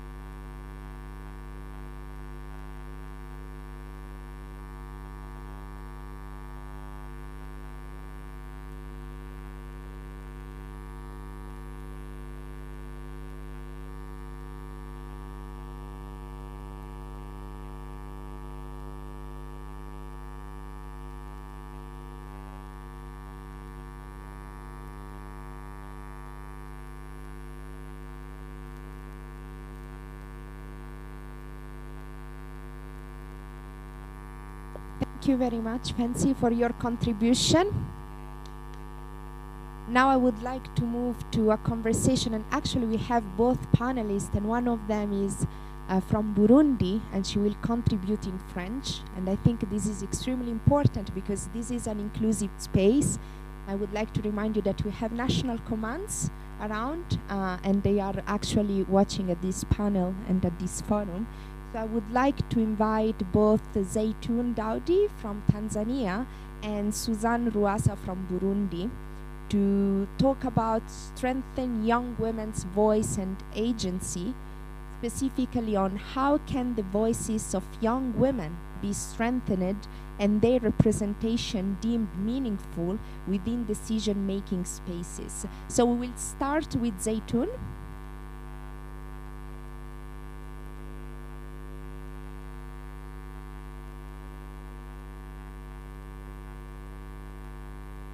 Hi.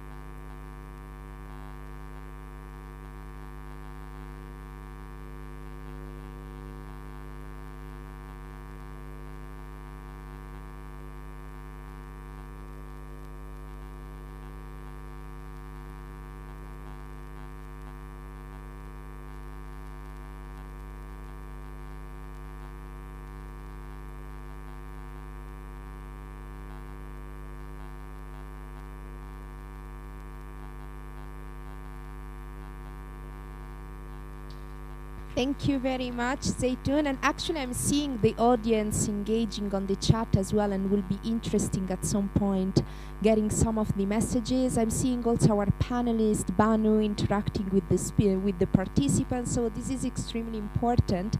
Now I would like to connect with Suzanne. I will, of course, translate with you the main points because I'm not sure for how long she will speak. But I'm not sure whether Suzanne has a translator in place in Burundi, or I'll be happy to switch now in French to communicate with her. So we can maybe start by unmuting her.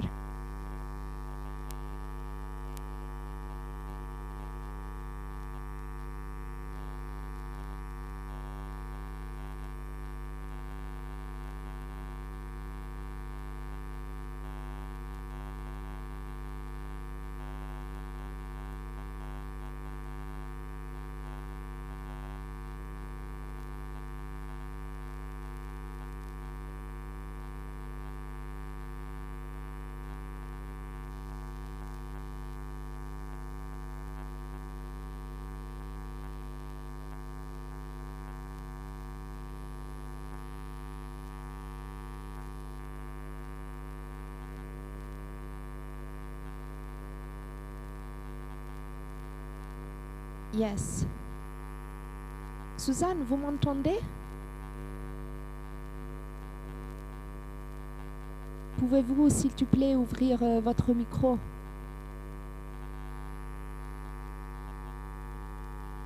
Ok, parfait. Bon après-midi.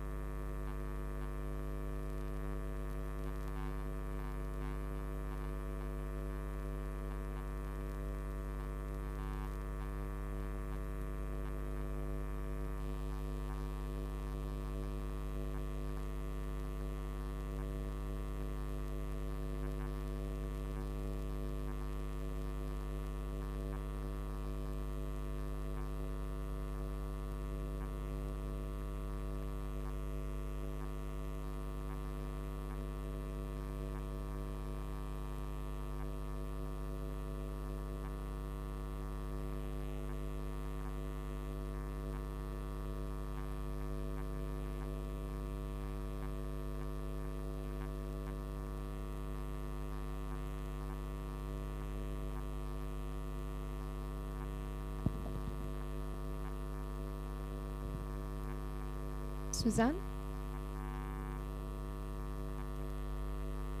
Ok, parce que ici, l'audience en fait parle anglais. Oui, je dois juste traduire je dois traduire à les gens ici parce que en fait ici ils parlent l'anglais. Mais ça sera bien aussi d'engager l'audience en Burundi en fait pour répondre à votre question.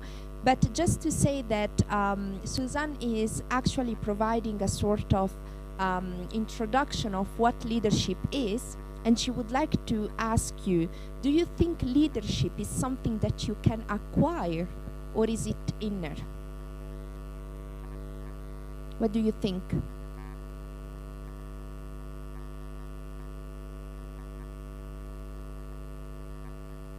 Yes?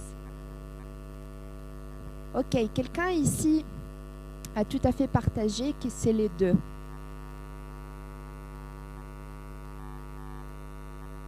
Mhm.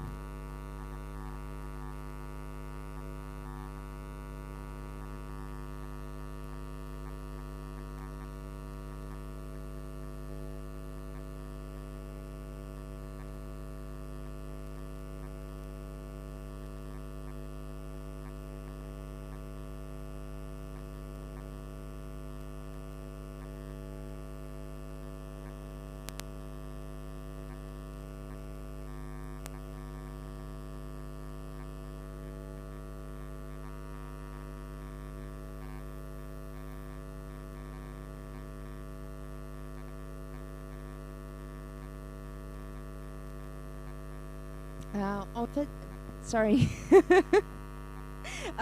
She agrees with you that indeed it's both, because from the one side it's something that you acquired throughout your childhood from the environment you have, but also then with your growth and environment, either education or professional. But from the other side is also a mixture with the feelings and emotion you have in, and as such is something that is inner as well. Et en fait, Suzanne, je vois là aussi l'audience partager des réponses aussi, mais malheureusement, je ne peux pas les lire ici. Donc peut-être on va partager avec vous les réponses à la fin de la session.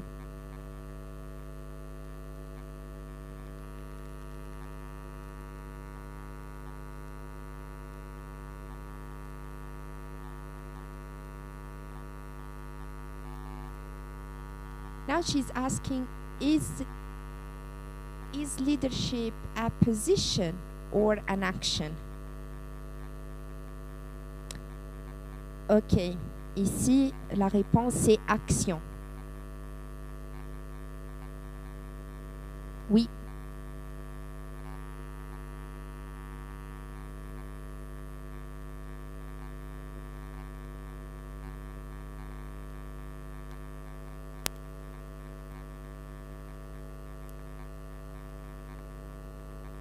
Okay, she's saying that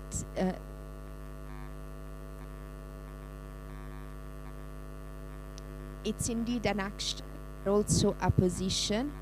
And malheureusement, j'ai pas entendu la dernière phrase, donc je vais aussi me demander parce que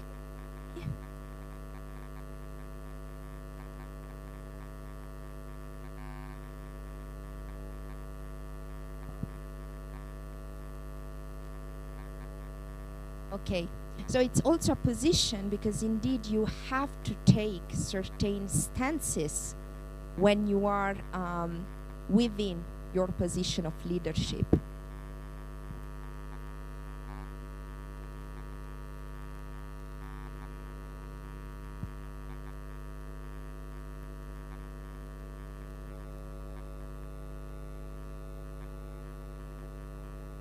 Okay, so is the leadership an inspiration or driven?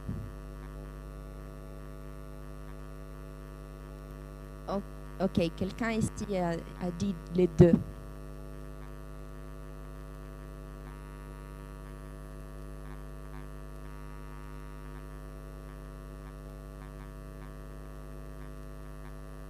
Ok, is leadership échec, je pense que c'est failure.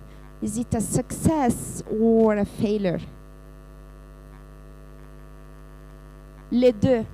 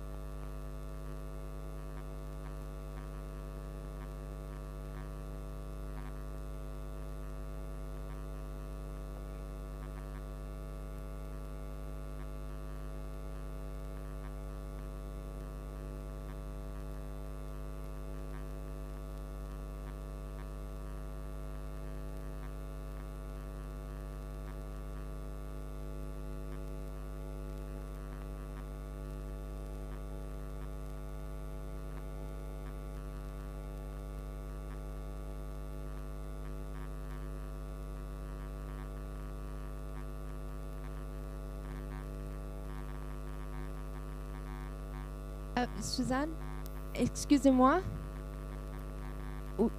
Oui, Madame Suzanne, malheureusement, je dois vous couper parce que nous avons 5 minutes et je dois encore donner la parole à 3 panélistes.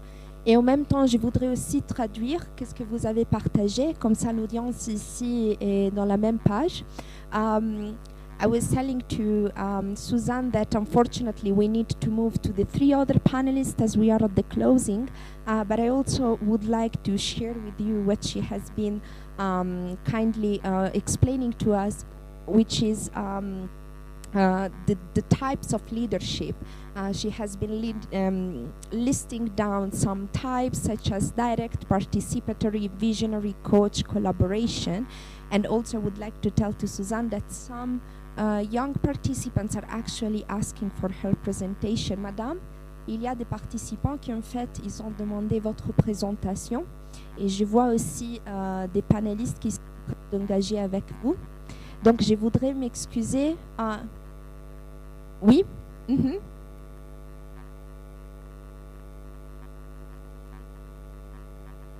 Malheureusement, à 5 heures, il y aura le bus pour porter les gens ici, dans le centre. Donc, je suis forcée vraiment à donner 1 minute à les autres 3 panélistes. Je suis vraiment désolée. Merci beaucoup. Thank you so much. So, let's round of applause for Suzanne, who has graciously put the presentation on PowerPoint. And I think it's very good having this kind of interventions in other languages because we are not just Anglophone. So it's good also to engage our audience, especially in Burundi. And I will suggest our colleague in Burundi to actually engage Suzanne in the next days. I would like now to give the floor to Yvonne on young women's capacity and empowerment for key roles. If you could please connect Yvonne. And I would like please to ask Yvonne to make her remark 3 minutes and the same to the rest of the panelists, as at 5 o'clock our participants have to leave the compound and we need to give some logistical news. So Yvonne, the floor is yours, and the question is, what is the best approach in capacitating young women to take up leadership roles and feel confident in their execution of these roles? Thank you, Yvonne, for joining us.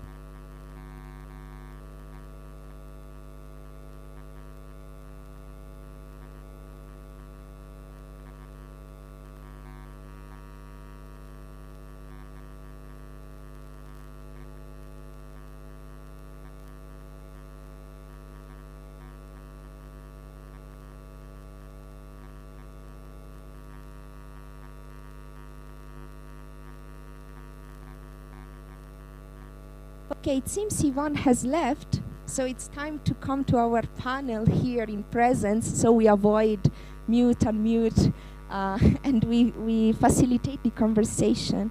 So thank you very much, both Farida and Sarah, for taking the time to come and to listen to the remarkable, actually, feedback, especially from the young women advocates. So the last question is about women's leadership in policy making, which comes a little bit on your respective roles and professional experience. So I would like to start from Farida and then go to Sarah. Feel free to make it as a conversation. It's really a decentralized space. And the question that I have for both of you is, what are the best tactics in engaging policymakers and therefore achieve the change young women want to see at policy level?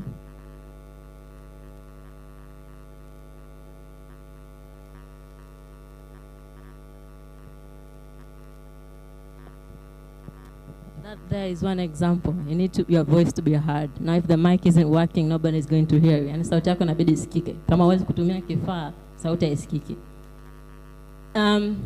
Mimi nitaongelea mtazamo wa sera katika ngazi, kabla hatujaenda katika ngazi ya kitaifa. Tunafanya katika mashirika. Pia kule kuna utunzi wa sera unaotokea. So I'm going to talk about policy making, but at a more lower level, at an institutional level, because we all come from different organizations and different CSOs. So before I speak as a woman or as a young person, as a leader, what do I think is important when trying to influence or to lead in policy making. Yani kabla sijaongea kama mwanamke au kama kijana, naongea kama kiongozi. Ni kitu gani kinachohitajika ili wewe uweze kuonyesha uongozi katika utunzi wa sera? Na kabla hatujafika hapo, inabidi tujue utunzi wa sera una manufaa gani? Kwa nini tunatunga sera? Na kwa nini tunapiga kelele kwamba tuwe jumuishi katika sehemu ambazo sera zinaandikwa? We are talking about, if you want to understand how can you lead in policy making, you need to understand why is policy there. What is it for? What are we advocating for? At the end of the day, the answer is the welfare of the people. Today, His Excellency talked to us about the East African community. It's the welfare of East African people. When we talk about African Union, we are talking the welfare of African people. Tunapongelea ustawi wa nani? Ustawi wa jamii. Leo mheshimiwa kaongea ustawi wa Afrika Mashariki. Ustawi wa Afrika tukiongelea Africa Union. Tunapokuwa kwenye mashirika ni ustawi wa watu wetu, wafanyakazi wetu. The welfare of our people. That is policy making. Kwa nini iwe jumuishi? Why should it be inclusive? It's because once we make a policy, that's our guide for action. Tunapotunga sera inakuwa ni mwongozo wa kile kitu ambacho tunafanya. Now, for it to be a welfare, something that is going to be welfare for everybody, ustawi wa kila mtu, it has to be inclusive. Because we cannot be a representative of something that we do not represent. Yani, tunapotaka kuweka ustawi wa kila mtu, lazima tuwe jumuishi. Kwa sababu, hata kama wewe utakuwa unamrepresent mtu, uwezi ukampresent kikamilifu. Tunaposema people living with disability inclusion, when we talk about including, tunapotaka kujumuisha watu wenye kuishi na ulemavu. Mimi nisiokuwa na ulemavu, siwezi nikajua mazingira yote ambayo anaishi mtu mwenye ulemavu. Nisipokuwa kijana, siwezi nikajua mazingira ya kijana. If you are going to make policies and we represent people who we are not actual representation, if I'm representing a person living with disability when I'm not living with disability, I might not know the struggles of a person living with disability. I might not know the struggles of a young person. If I'm in leadership as a decision maker, as a CEO or a senior manager, I might not know the struggle of my volunteer on the field. Kama mimi ni kiongozi, labda ni manager au ni mkurugenzi, siwezi nikajua changamoto anayopata volunteer wangu, kijana anayojitolea anapokuwa kwenye field. Ninapofanya maamuzi bila kumjumuisha, maana yake ninaweza nikapitisha sera ambazo ni kinzani ama zitaweza hazitampa ustawi ule unaohitajika. If I don't involve the person that is leading the change at the level of implementation, I might make a policy that is not conducive for the welfare of the people I'm leading. What do we mean welfare? Kwa sababu when we are talking, why do we make policies and welfare? Resources are limited. We know rasilimali ziko kwa uchache wake. When we are leading, we are allocating resources for different purposes to reach our goals.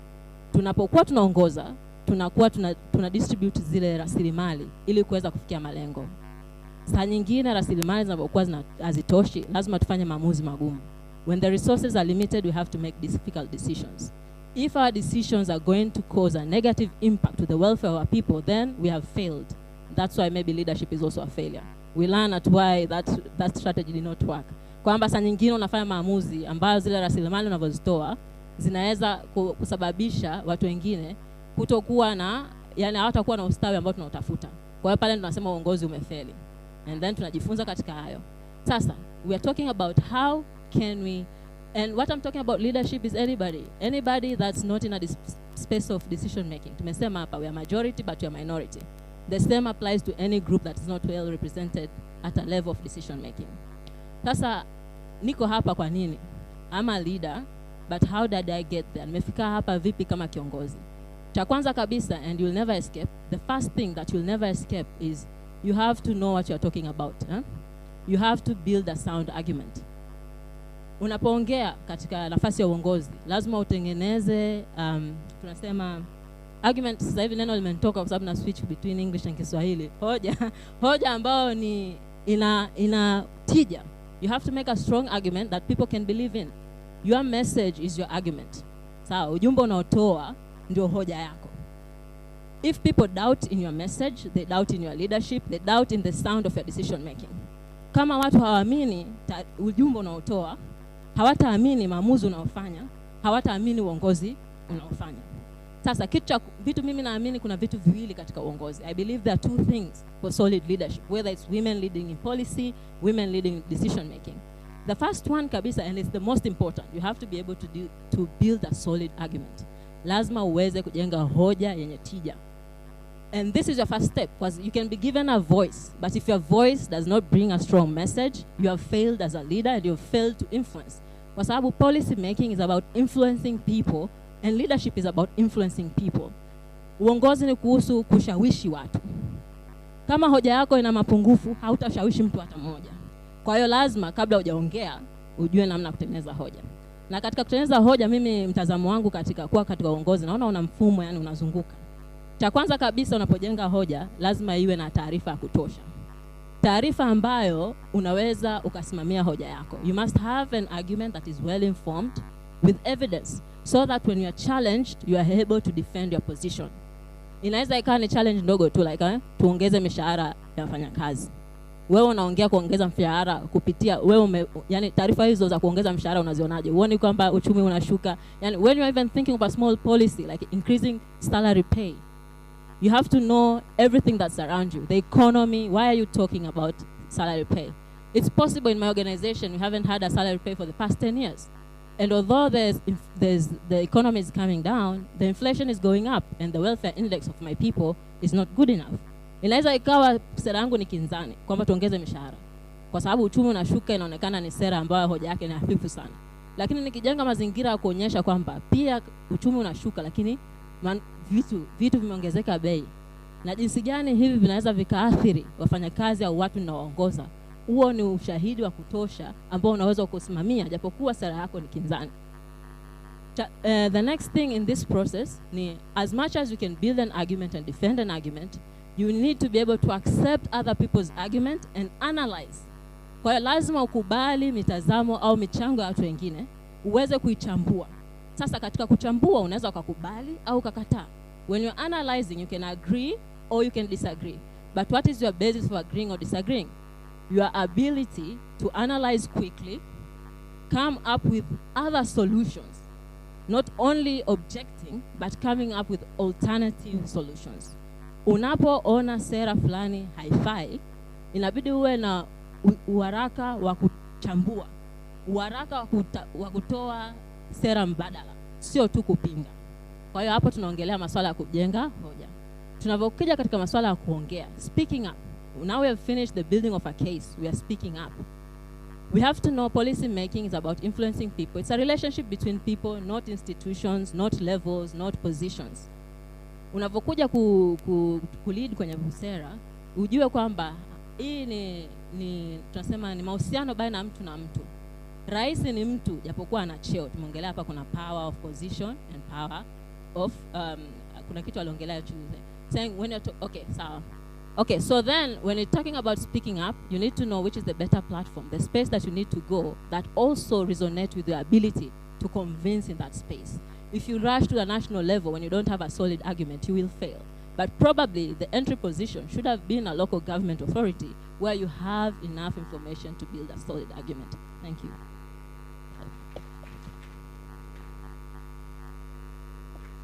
Asante sana. Karibia nifunge kitabu changu niseme hoja imeshaisha kwa sababu I think she's touched on every point that I wanted to make. But maybe my contribution to this was when I was reflecting on it, I asked, you know, what are those policy issues that women and girls are about? And not only women and girls, but everyone who can say is a friend and an ambassador of women and girls arguments. So when we're talking about, you know, violence, gender-based violence, when we're talking about unpaid work, when we're talking about access and control of land and resources, we've heard people talk about it here. When we're talking about participation and voice and influence in decision-making, when we're talking about safe spaces at schools, access to education, when we're talking about reproductive and sexual rights, or even the right of identity, and also access to decent work and decent pay. For me, those are things that should be left, right, and center of this question. And we shouldn't lose track and muddle them up with every other argument that's out there. These are issues. So for me, the first thing is to say, let's be political, let's know them, let's own it, and let's speak out about these issues. They belong to us. They affect us disproportionately as women and young girls. So let's not apologize for bringing them time and again, even if it irritates people. Let's bring them out time and again. Siete, that's my feeling, that we have to be able to articulate it all the time. Now, the other thing I'm thinking in terms of, you know, how do we, what do you call it, what are the tactics for engaging policymakers, is that, as Farida was saying, we organize, we go into coalitions, we build solidarity moves. This is one of those spaces where, you know what, Tanzania is meeting with Kenya, with Uganda youth, and anybody, and people are talking about, this is my experience. I was sitting at a lunch table and there were young business ladies, they're talking about their struggles of just getting goods. Some people had to stop bringing goods from Zanzibar into Tanzania or into Bara. They're bringing from Kenya. That's an easier space. So those are the spaces that this provides. And then how do we move forward from that lunch table into saying, okay, what is that argument we're taking forward? As well, it has to be, Gusia Farida, in terms of research, and our institution like us, where we are in higher learning institution, we want to ensure that we're doing the work before we go to these policymakers, because that's the language they understand. So I know for most of you, I don't need to speak to the choir, you were involved in the COVID study, I think, yeah? The impact on youth this time. YouLead did it with its various consortium members in countries. Most of you, if not all of you, provided a voice in that. Then where does that study end? It doesn't end there. We need to now take it and say, okay, what did it bring out for us? What are those issues? What are those issues for young girls and women? We heard, we saw, we witnessed maybe in some of our areas that increased gender-based violence during this time. So what are we doing with that agenda? We need to take it to the next level. But one thing, Amesema Farid, and I'd written it here, is that we need to create a persona for this policymaker. You know, their father or their mother, their son or daughter, their sister or brother, they've got issues, they've got vulnerabilities, they've got places where, you know, it also concerns them. So we need to look at it as, who's the persona of this person we want to influence, such that we can approach them in a human or humane way or human manner, as opposed to be the barrier being, oh, huyu ni mheshimiwa, I cannot deliver my message to them. But we have to recognize as well, as we go into these discussions, that we have to be cognizant of power. And I think for women, we have to be very, very cognizant of it. But at any level, even youth, I think when now you're a woman, maybe in the youth, it's added, you know, burden to that. But from TCDC and, you know, our collaboration with, or being part of the ActionAid Federation, we talk about